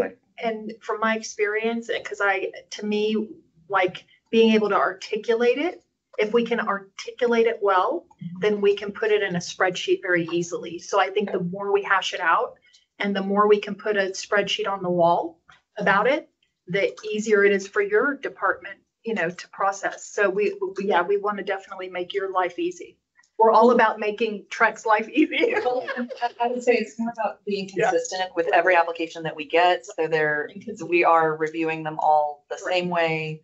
And all the experience is being reviewed and credit being applied consistently across all of the applications. That's really the goal. Makes sense. Where is the since I never had to go through it and have never sponsored another broker, where do I get a list of exactly what those 360 points, how you make up those 360 There's a that we have right now? There's a form on our website. It Okay. is the Supplement A Qualifying Experience Report Okay. for a broker license. And so that's the form that breaks down the number of years and the Supplement. applicant. Supplement A Qualifying Experience Report. Would it help us land this plane if we had a subcommittee work and bring a written recommendation so we're not as hypothetical to the next meeting? There's the sub. Yeah, whatever, like a lead balloon. I don't know that it's necessary in my mind. I think we can just think through it, and if we feel like there's something more complex, then next meeting we can figure it. I don't think this is gonna be. Okay. Thoughts? I think Commissioner Lerner might. I may have missed it, but have y'all decided to keep experience points the same? Or are you thinking about toggling them still, or where are you on that? I think what we're tabling what we have right now at this point, but the idea is that essentially the hours would remain where they are. We would remove the blanket coverage for brokers for a bachelor degree. And then what we would do is if you had extra experience as far as like transactions go, then those would apply towards your hours, towards your 900 hours to become a broker. So leaving the 12, at this point, it's leaving the 12 transactions in place, if you want to put a number on it, leaving the 12 transactions in place, and then giving credit for more experience itself. Does that make sense? Yeah, but what about the minimal people? You're still leaving it at 12. As far as that goes, as far as if you've got all the education hours and you've submitted all your transcripts and you're ready to go for your broker's license, then that wouldn't apply. Essentially, theirs would be it. There'd be no change, right? Yeah, there'd be no change at that point. I think that's where they're at, or where we're at as a group. Am I wrong? Do we want to discuss increasing the experience points from 360? I think we need to look at the whole thing as a whole, because the whole idea is to get, what we don't want to do is over complex, overdo this thing where it's like we're just going in 15,000 different directions. I really feel like we need to figure out, hey, look, if we're going to give more points for experience, and if they are active and the whole complaint is, look, I've been doing this for 22 years. If you look at the comments in here, I just keep referencing that one because it really stood out to me. But they've been doing it for a long time and they're doing active transactions. So they've got the education, they've got the real world experience, but they've got families, they've got, time and things. I think that's the real issue. And I think that the folks that are coming in using their college degree as a blanket entry into becoming a broker, I think that by removing that and you using the transcripts, I think that also eliminates an issue that people have in these notes. I think it kind of hits all points. And I think as a group, I think we can get to this fairly quickly if we use as a framework the initial broker application. Let's look at it. We have a framework. So if we go off of the framework we have and just add on these nuances, as you call them, right? I think we'll get to a solution fairly quickly. And I think we're a good group. Go ahead. I do have one thing. So I'm glad to see that her list correlates with Trek's supplement A. So now we can see where she got those hours from. So Trek's already taken deep thought. My only thing is I do think we need to put a max on how many hours we give for real life experience. I like and I love that, but I do like Bob, think that we really want to make sure that we get that balance of education and experience for that real life broker who is going to have to oversee and manage people and the problems related to real estate. So I think in what I want everyone to think on while we table this for the next discussion, I want you to think about it. Do we need to increase the experience points? Do we need to increase or decrease something, the hours or what have you? And you've got to look at this thing as a whole. We can't just say, hey, we're only going to focus on this one piece, because if you do that, we're going to miss something as a whole. So we all have to put our thinking caps on. And if we feel like, hey, look, we can cap this and we raise this or we lower this, it has an impact on one thing or another. So I think we really need to look at the broad picture, because we can go back and forth on experience points, hours, back and forth. But I think this really does throw a new idea at us that we hadn't really thought about, that I think is very viable. And what I don't want to do is I don't want to make it where we're like, okay, we're going to give you this, but we're going to do this and that and this and that. Let's just look at it as a whole, look at what makes sense, and then go back and look at these and see if it addresses the majority of these issues that we've seen, because this is a lot of information. And everything I've read, there's a lot of similarities here. I think we need to look and see what their concerns are, what license holders' concerns are, because they're saying, hey, look, I don't want to have uneducated brokers out there. That's the main thing, you know? Does this solve some of those issues? I believe it does. Does it solve the education piece? We're not reducing the education piece, so that solves some of the problems there too. Does the experience points get solved here because we're giving some credit for some of the hours because you've had the experience? Yes, it does. No, and the other thing that I want to point out to that point is having closed a transaction in the 1980s does not necessarily mean you're qualified in 2024. That's Not not how that Yeah, works. experience is calculated. There's a recency requirement. Okay. Right. So only Within that. experience obtained in the last 4 out of 5 years. Okay. Exactly. And you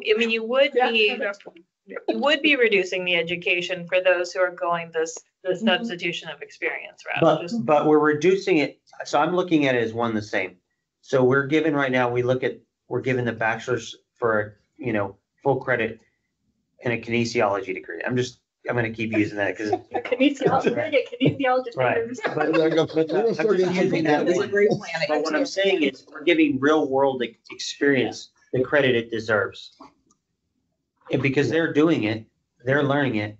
And that's I'm just saying, so what it is you're essentially just creating an experience path to substitute some of the like you're keeping the requirements the same. You're just allowing this alternate path for a portion of the education. Yes. That's the summary of it. Yes, that is the. Not summary. looking for an additional increase in experience. Right. As well. Right. Okay. I'll Or an education. My thought is that this solves the majority, in my mind, it really does solve the majority of the issues that are brought up in these comments. Because I read through every single one of them, and I can tell you, I refreshed again last night, and I believe it does. I believe it really addresses those things.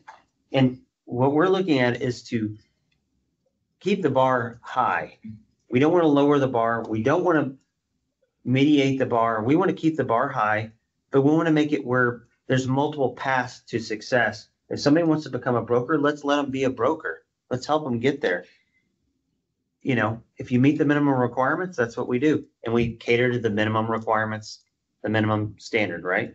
Yeah. That's what we say. The standard of competency, Yeah. however you want to Standard of say it. I mean, competency, I think I'm the only one, but when I hear minimum, I think, well, it's just the bare minimum. Right. No, what it is like, this is what's been determined to be what's required to get the license. It's the terms of the Exactly. license, right? And we don't go over the terms of the license. And I think sometimes when we don't have to reinvent the wheel, all we're doing is maybe adding some more cogs to turn the wheel. I think it's just a better path to go down rather than trying to redo the whole thing. Just throwing that out there. Yeah. Oh, go ahead, Leslie. Denise, this may not even be a statistic, or you may not even know it. Is there a way to find out, or do you know how many applicants, broker applicants, have the minimum amount of hours and the minimum amount of education and experience when applying? Well, if I'm understanding you correctly, I mean, that's 100% of them meet the minimum, right? So that's what we're looking for. Anecdotally, we get questions from people that say, well, I have 12,000 points. Okay, we need you to list that you have at least 360, and we need the transaction listing that supports the points that you're claiming. So okay, I don't, we don't store additional information, if that's what you're asking, or additional experience. Right.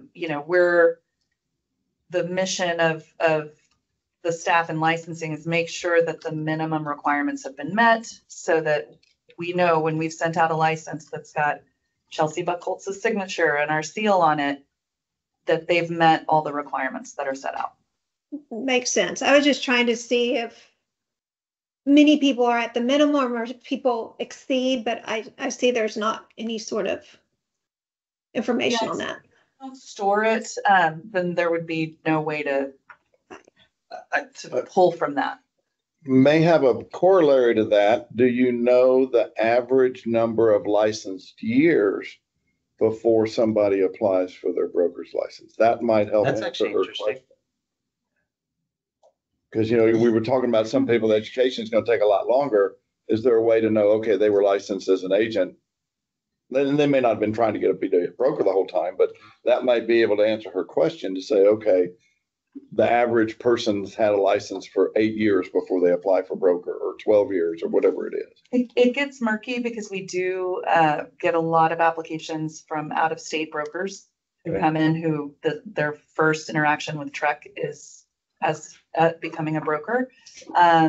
It also can get a little muddied because if we have a degree requirement that satisfies 630 real estate related hours, then those people qualify, those applicants qualify much earlier.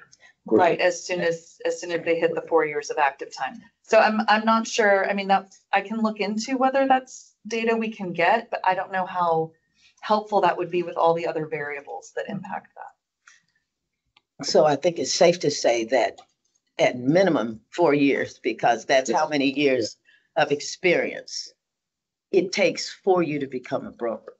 So the average person could be geared up and ready to go to get their broker's license in their 4th year.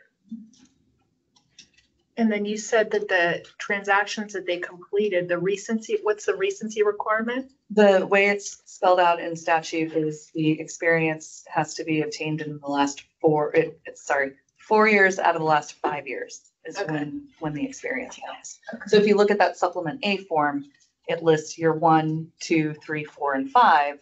So the experience can be spread out over the last 5-year period. It's got a total 4 years of experience at the time. So the mindset of somebody applying for the broker has to be recent, like everything has to be recent.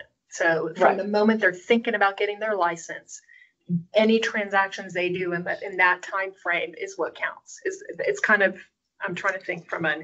So it says only experience gained during the period beginning 5 years before the date the broker application is filled may be used for this report. You must have performed at least one transaction per year for at least 4 of the last 5 years. So it starts when an application is submitted, and then we're looking backwards. Okay, so it's recent. Okay. So the normal track is someone's going to have, as it stands now, is they're going to have to start working on their education before they start working on the transactions, because the transactions only count for 5 years. Mm-hmm. Yeah. And the 900 hours is going to take a whole lot longer than that. So, okay. Amazingly, a lot of people come in with their broker license in mind. A lot of them start that. Do they? I'm amazed at how many of them say, well, I'm going to go ahead and just go through and get all of my education in the first few years. So it's amazing how many of them have that path already decided early on. And they back end the transactions. Okay. Interesting. They go ahead and get that education sector. Maybe they've got a goal of broker, right? Yeah, I mean, which is, that's fine. an okay goal. Yeah. All right, so but we're gonna table this for the next meeting. We'll just add that as an agenda item meeting. The next discussion is regarding disclosure requirements for wholesaling. There's some interesting things that have come up on that. It is required now, but I don't know, Vanessa, maybe you can answer this one. I don't know that there's an actual formal disclosure out yet. No, Have you seen anything on that? there won't, There won't be? No. You don't think so? there will not be. Yeah, okay. All I right, mean, so that question has been asked, I believe at BLC, and ultimately, no, no. okay.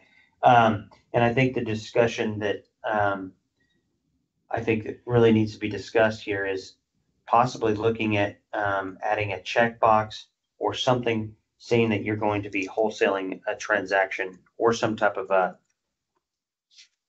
requirement to have a license holder say, hey, I'm going to be making an offer on your property. Yes, I'm a license holder, and yes, I'm going to be selling your contract. Is that a necessary thing well, I mean, it's good to have the disclosure with the client, but at the end of the day, as a brokerage, I think it comes down to liability, right? Mm-hmm. The liability and being involved with wholesaling. As a brokerage, that's an E&O. An E&O issue, yeah. It's an E&O issue, and it has to be decided in policies and procedures, because it is huge. Our brokerage, you have to have your own, if you're going to do wholesaling, you have to get special permission from our regional management, and you have to get insurance to cover yourself, because our corporate E&O policy will not cover you on your wholesale. It's at your own risk. Do they do them? Sometimes it happens, Sure. but it's at their own risk. Mm-hmm. Exactly. So any thoughts on this? Question. Yes, sir. Question. There's still people out there that don't have a license that are doing wholesaling. Has there been a move from the state level to address that, or is that not a big enough issue to mess with? Or, the only thing that we can do is talk about people that have a license. Mm-hmm. But is there a move from the legislature in any way to say, okay, wholesaling of real estate is going to become a licensed activity? If you don't have a license, you can't do it. I don't even know if they could do that, but are they even talking about that? So, okay, well, one, do you want to take a break? Yes. Okay, so here's Not bad a question, okay? real cliffhanger here. Mike, thanks for the horrible question. Sorry. Everybody run. No, if you want, what we could do is after the break, we could do a very quick walkthrough of the conversations that happened at the agency last legislative session and the disclosure requirements that ultimately resulted from really conversations throughout, TREC, Texas Realtors, TLTA, and where it landed. It's a national conversation. And we're going to talk about assignability of contracts, which is so exciting. But that's actually, to be honest, that is what we're talking about, is the assignment of contracts. So with that, very exciting preview. If you want to have a 10-minute break, or Let's just do it. just let folks show you. There it goes. Welcome back, everyone. We've got just one committee member out right now, but we're going to go back to the discussion on wholesaling and really just discussing the disclosure requirement for wholesaling.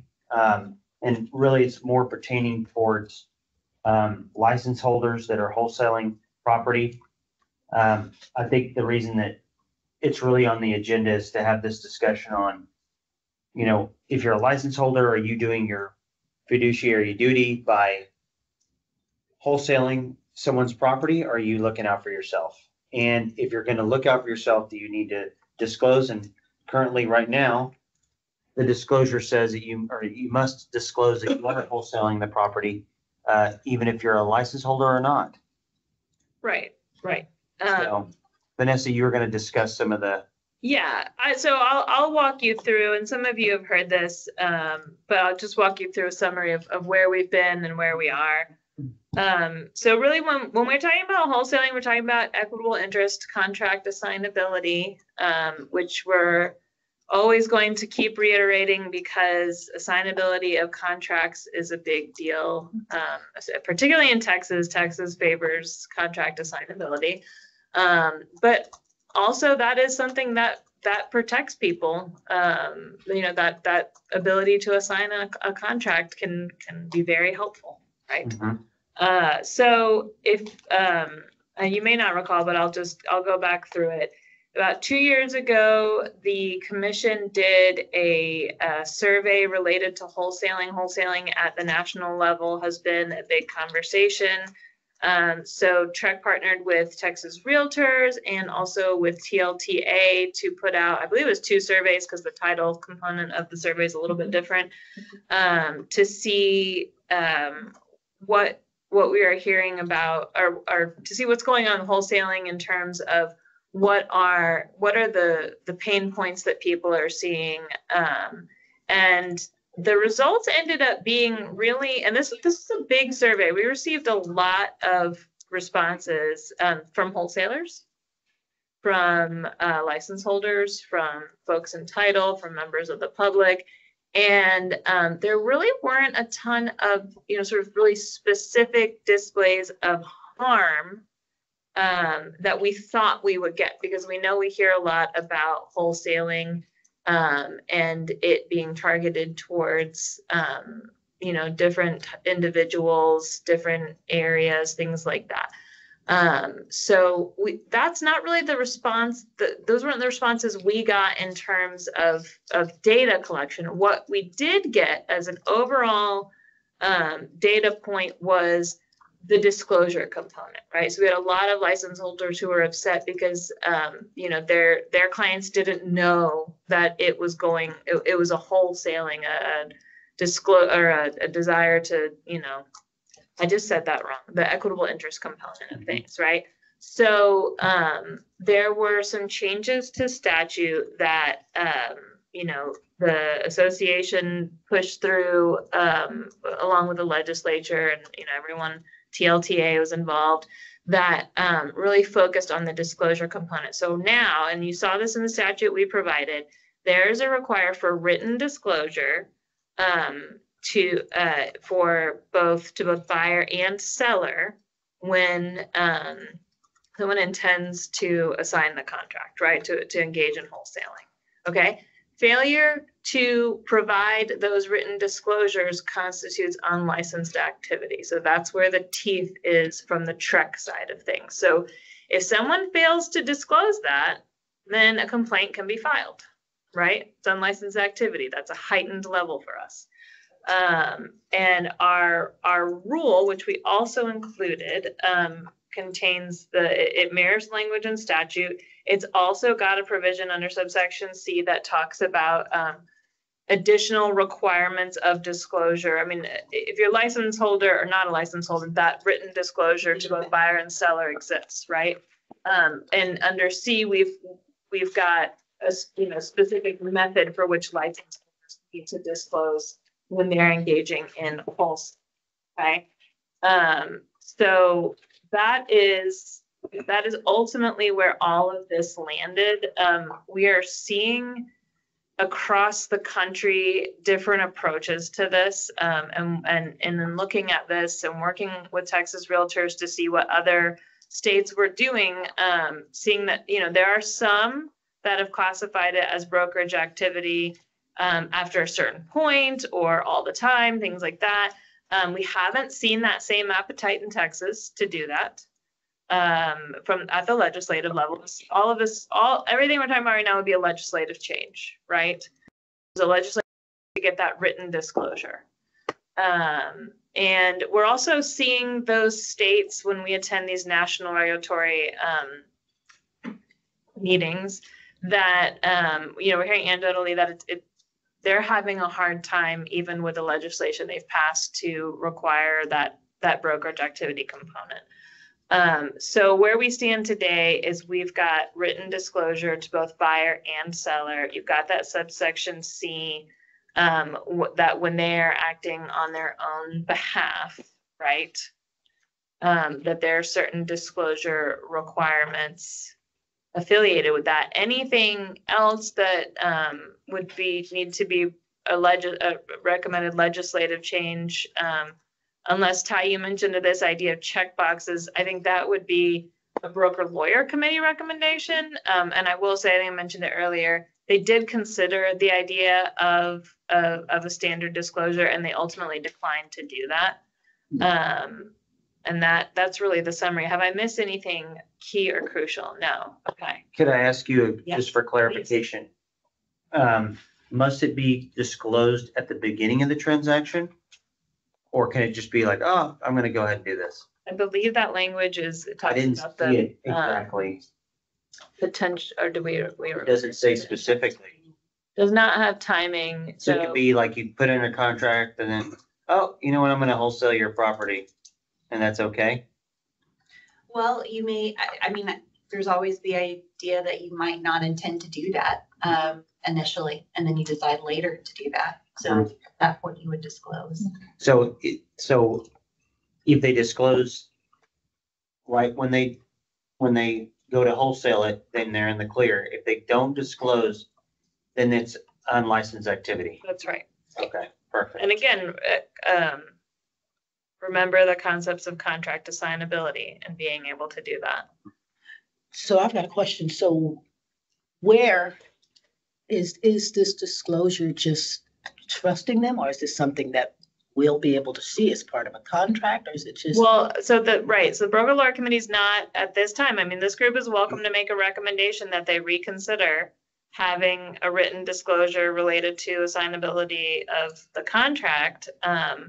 But it is a written disclosure. So if someone cannot produce the written disclosure, if a complaint is filed, and I can't speak on behalf of enforcement, they're not here, but, one would think that they would require evidence, since there is a written component of this, that disclosure happened. Well, and I think we have to keep in mind, there's other types of assignments. That's exactly. There's trust. You assign it to a trust. You'll assign it to an LLC. You create an entity. So there's other types of assignments. So I think that has to be specified, that it's wholesaling assignments. Right, wholesaling, yes. That's the whole idea, is disclosing the wholesaling. So what's the official definition of a wholesale? Is there an official definition? No, it's equitable interest. I mean, those assignments are covered under. Okay. All of those assignments would be covered under these rules. Will you clarify for me? I think the disclosure is just simply that the equitable interest is going to be reassigned. It is not the equitable interest is going to be reassigned, and that person selling the equitable interest is earning X number of dollars. Right. It's just that they're going to do the assignment. Gotcha. Okay. Because I'm not sure they would even necessarily at that point know. True. Right. That's true. Yeah. And I misspoke. We do have someone from enforcement, and she agreed. So if you have questions.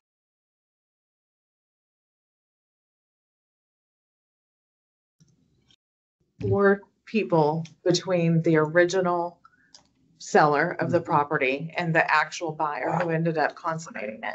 Yes. It was a mess. And now we've had a lot of problems on the probate side where we've sold it. And then at the end, they decide to make the assignment. And boy, did we get reamed by the courts and the attorneys, because they were like, you did not tell us this was assignment. The family now may potentially sue everybody because they think that somebody is making extra money out of that deal. Right. So that's the only reason why I asked the question of, and like I said, at what point do we make this something that is knowledgeable in the beginning to all parties prior to making that decision? And even if they decide and change their mind towards the end, it needs to be something that we can say to everybody, are you sure you can we do this, assignment Well, seller? I think you've got a valid point, and I think that the issue that I'm running into, and this is the reason I brought it up in the first place about this agenda item, was we had an assignment go through. It was assigned to multiple people. It was ultimately the third person was a license holder. They can't even modify the contract. So they couldn't disclose that they're a license holder on it. So the issue is they purchased the contract, they purchased the house. Is there So- principal? Yeah, for themselves. So they closed on it, but there's no way for them to disclose it. And we didn't know it was even being wholesale until one of our clients called us and said, hey, this thing is up on the internet. It's on Marketplace. My house is up on Marketplace for a different price. Did you put that up there? Or did your agent put it up there? What's going on here? And then they're saying that they're having, this is the big problem. They're saying that they're having contractors come through when in reality, it was really just different investors trying to buy it. One of them happened to be a license holder. Also didn't set up a showing or anything like that. Just shows up, closes on the house. He's a license holder. And how do you handle that? Because there was no disclosure from the beginning. It closed with a license holder that's closing on a property when they're supposed to disclose. It's crazy. I'm confused as to why they couldn't have disclosed. Like, there's a lot of disclosures out there that are not on the contract. Like, a disclosure is a requirement regardless of where you disclose or how you disclose. Yep. So, Sometimes those assignments are made literally at the title company. Yeah, it was at the last right minute. there in the room. Like she said, I've had one title where they did 4 assignments by signing that paperwork right then and there, where each party was able to get money out, but that's too late because they're at the closing table. But think about this. A lot of the time they're not even in contact with the buyer, with the seller themselves or the seller's agent. You'll never hear or you'll never know. But wouldn't that disclosure actually be appropriate from the agent, the buyer's agent, to the person from whom they're buying the equitable interest and not the original seller? Could be, but the problem is that there's no guarantee that they're even using an agent. That's right. Wholesalers don't always. Yeah. Well, that's true. This is the problem. On this particular one, they said, oh, we don't want a commission. We're going unrepresented. Just do this. Here's the deal. We're going to close cash. And this is why I'm bringing this up, because it was never disclosed. And then it ultimately closed with a license holder. So I feel like it's a little shady on this thing. Well, if there's never a written disclosure, you have a problem, right? That's a file a complaint issue. There's not, from a regulatory standpoint, there's not a problem with someone assigning the contract and making money off of that assignment. Right. That's okay. Mm-hmm. So, I'm not sure. I'm looking to Abby or to Ame. I'm not sure I'm seeing, in the scenario you're describing, if there was no written disclosure, you have a problem. Mm-hmm. Right. And I'm not debating that there's not these multiple assignments that are happening, but if the laws are being followed and there's that written disclosure, and I know it feels strange that it's happening in that room, unless there's another alternative, then they're complying with the laws. So if we the reason why we're not going to create a disclosure is because they're not licensed and they're not using our forms, or why wouldn't we create our own disclosure? I think Broker Lawyer Committee just determined that it wasn't something that they were going to. So can we make a recommendation to kick it back to them and say, hey, we really think there needs to be a disclosure done? Sure can. Check box or something. What do y'all think? I'm all for that. Going back to your example, I think you've got issues because when I was doing it, it wasn't even remotely at this weird a level. But you're dealing in a probate, and you've got a whole lot of, let's just say, susceptible sellers that are trying to do something, and a not so scrupulous buyer gets a hold of that and gets the initial contract, and then is putting it on the internet or someplace else, selling it when they don't even own it yet. And I can see, because I'm going through probate with my dad right now, and there are 6 people on every single email that everybody sends, because I'm going to make sure I am not going to get sued at the end of this thing, even from my own family. And I can see fraud and all kinds of stuff in the middle of that. And to make matters worse, because the wholesaler beat the probate court to the deal, Yeah. a lien was filed, course, and now yeah. there's a cloud on the title because Yeah. they've submitted their contract as evidence that I want to be paid and made whole first. So the wholesaling thing may seem like it doesn't harm the consumer at the end of the day, but it really does. So I think with Tide, the only thing that I would ask is we try one more time to ask broker lawyer, even if they come up with something that says you have to put the language, we don't like special provisions, but No. at some point, somewhere in that contract, we need to be able to disclose that everybody's made aware of that. And Sure would make it a lot more transparent, you know? Well, that written disclosure should be there. It's just not on a BLC form, right? Right. I think you guys are welcome to make that recommendation. Yeah. I'm not opposed to any of this. I don't have a thought on it, just so much as looking at the realities of what the requirements are now is that written disclosure. That makes both buyer and seller aware.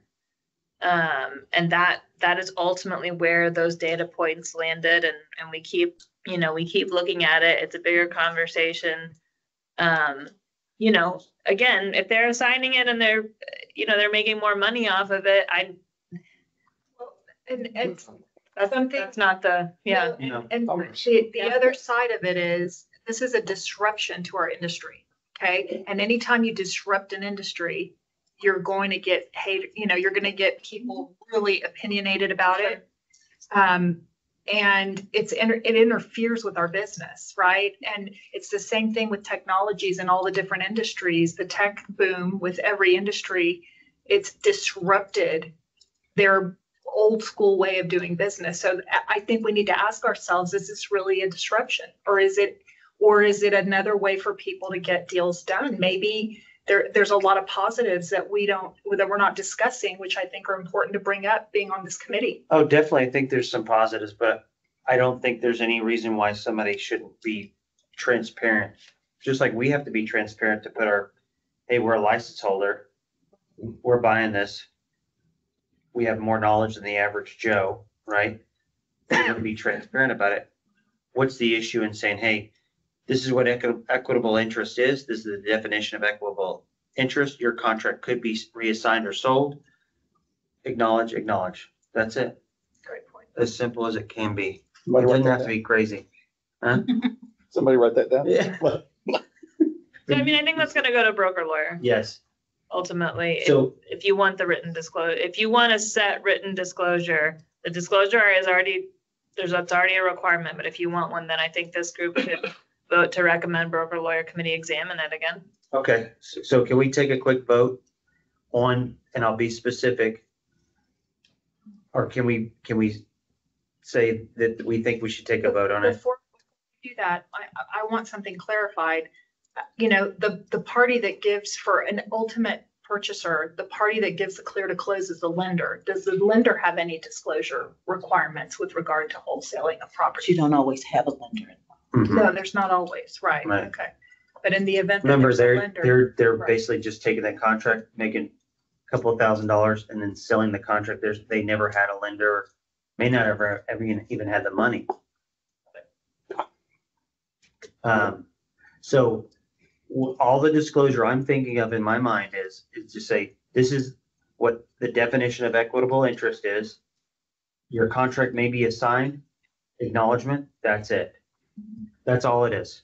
Very simple, just a disclosure, nothing else. Kind of like a IABS, but for equitable interest and assignability. Even if we can't get the checkbox, at least make it where we can have something which say, hey, you need to disclose here. There's you a know? potential that this could happen. Yes. There's a potential. Yeah, and if they're even thinking about it, let's just get out of the way so it's transparent and no one's surprised. And sure, the broker lawyer committee doesn't have anything else to do. Word out of there. They're like, we're gonna kill them over BRAC. They're happy. No, if that's the recommendation, if you all want to take a vote and make the rec chair, you could write it out and we can put it in Sure. materials, it wouldn't be till October, but Do you want me to just send you basically an email essentially saying this is what it is, what I just said, basically? once you vote on it. Vote on it. Let's take a vote, guys. Is everyone in favor of moving forward with this and making this recommendation to broker lawyer committee? Let's do a motion in a second. Okay, motion, So moved. Second. okay, take a vote. Any discussion? No? Stickler for the rules. She's I'm not, y'all. she's good. All in favor? All in favor? Got hands over there you go, you got. Okay, Sammy raised his hand. Good job. Thank you so much, Sammy. All right, that motion passes, and I will send out an email with exactly what I said on it to you, Vanessa. Because I think it's really important. Quarterly, it's Yeah. like you can go back and look at it. Yes. Very good. With that being said, Great responsibility. okay. A discussion on possible meeting dates, action regarding future meeting dates. We've confirmed October 16th as our next meeting date. Looking forward to it. Looking forward to hearing everyone's wonderful ideas. And then the next dates that we have coming up are January 15th, 2025, April 16th, 2025, July 16th, 2025, and October 15th, 2025. Are there any thoughts on those dates or any issues that we need to address at this point in time? I love being so far ahead. That's great. That's nice. Just tell everybody else they're just too slow. Okay, well, I think with that being said, I think that we can call this an official meeting today, and we are done, and we're going to adjourn the meeting. So I hope you all have a wonderful week and a great rest of your month. Happy back to school. Cool. Right.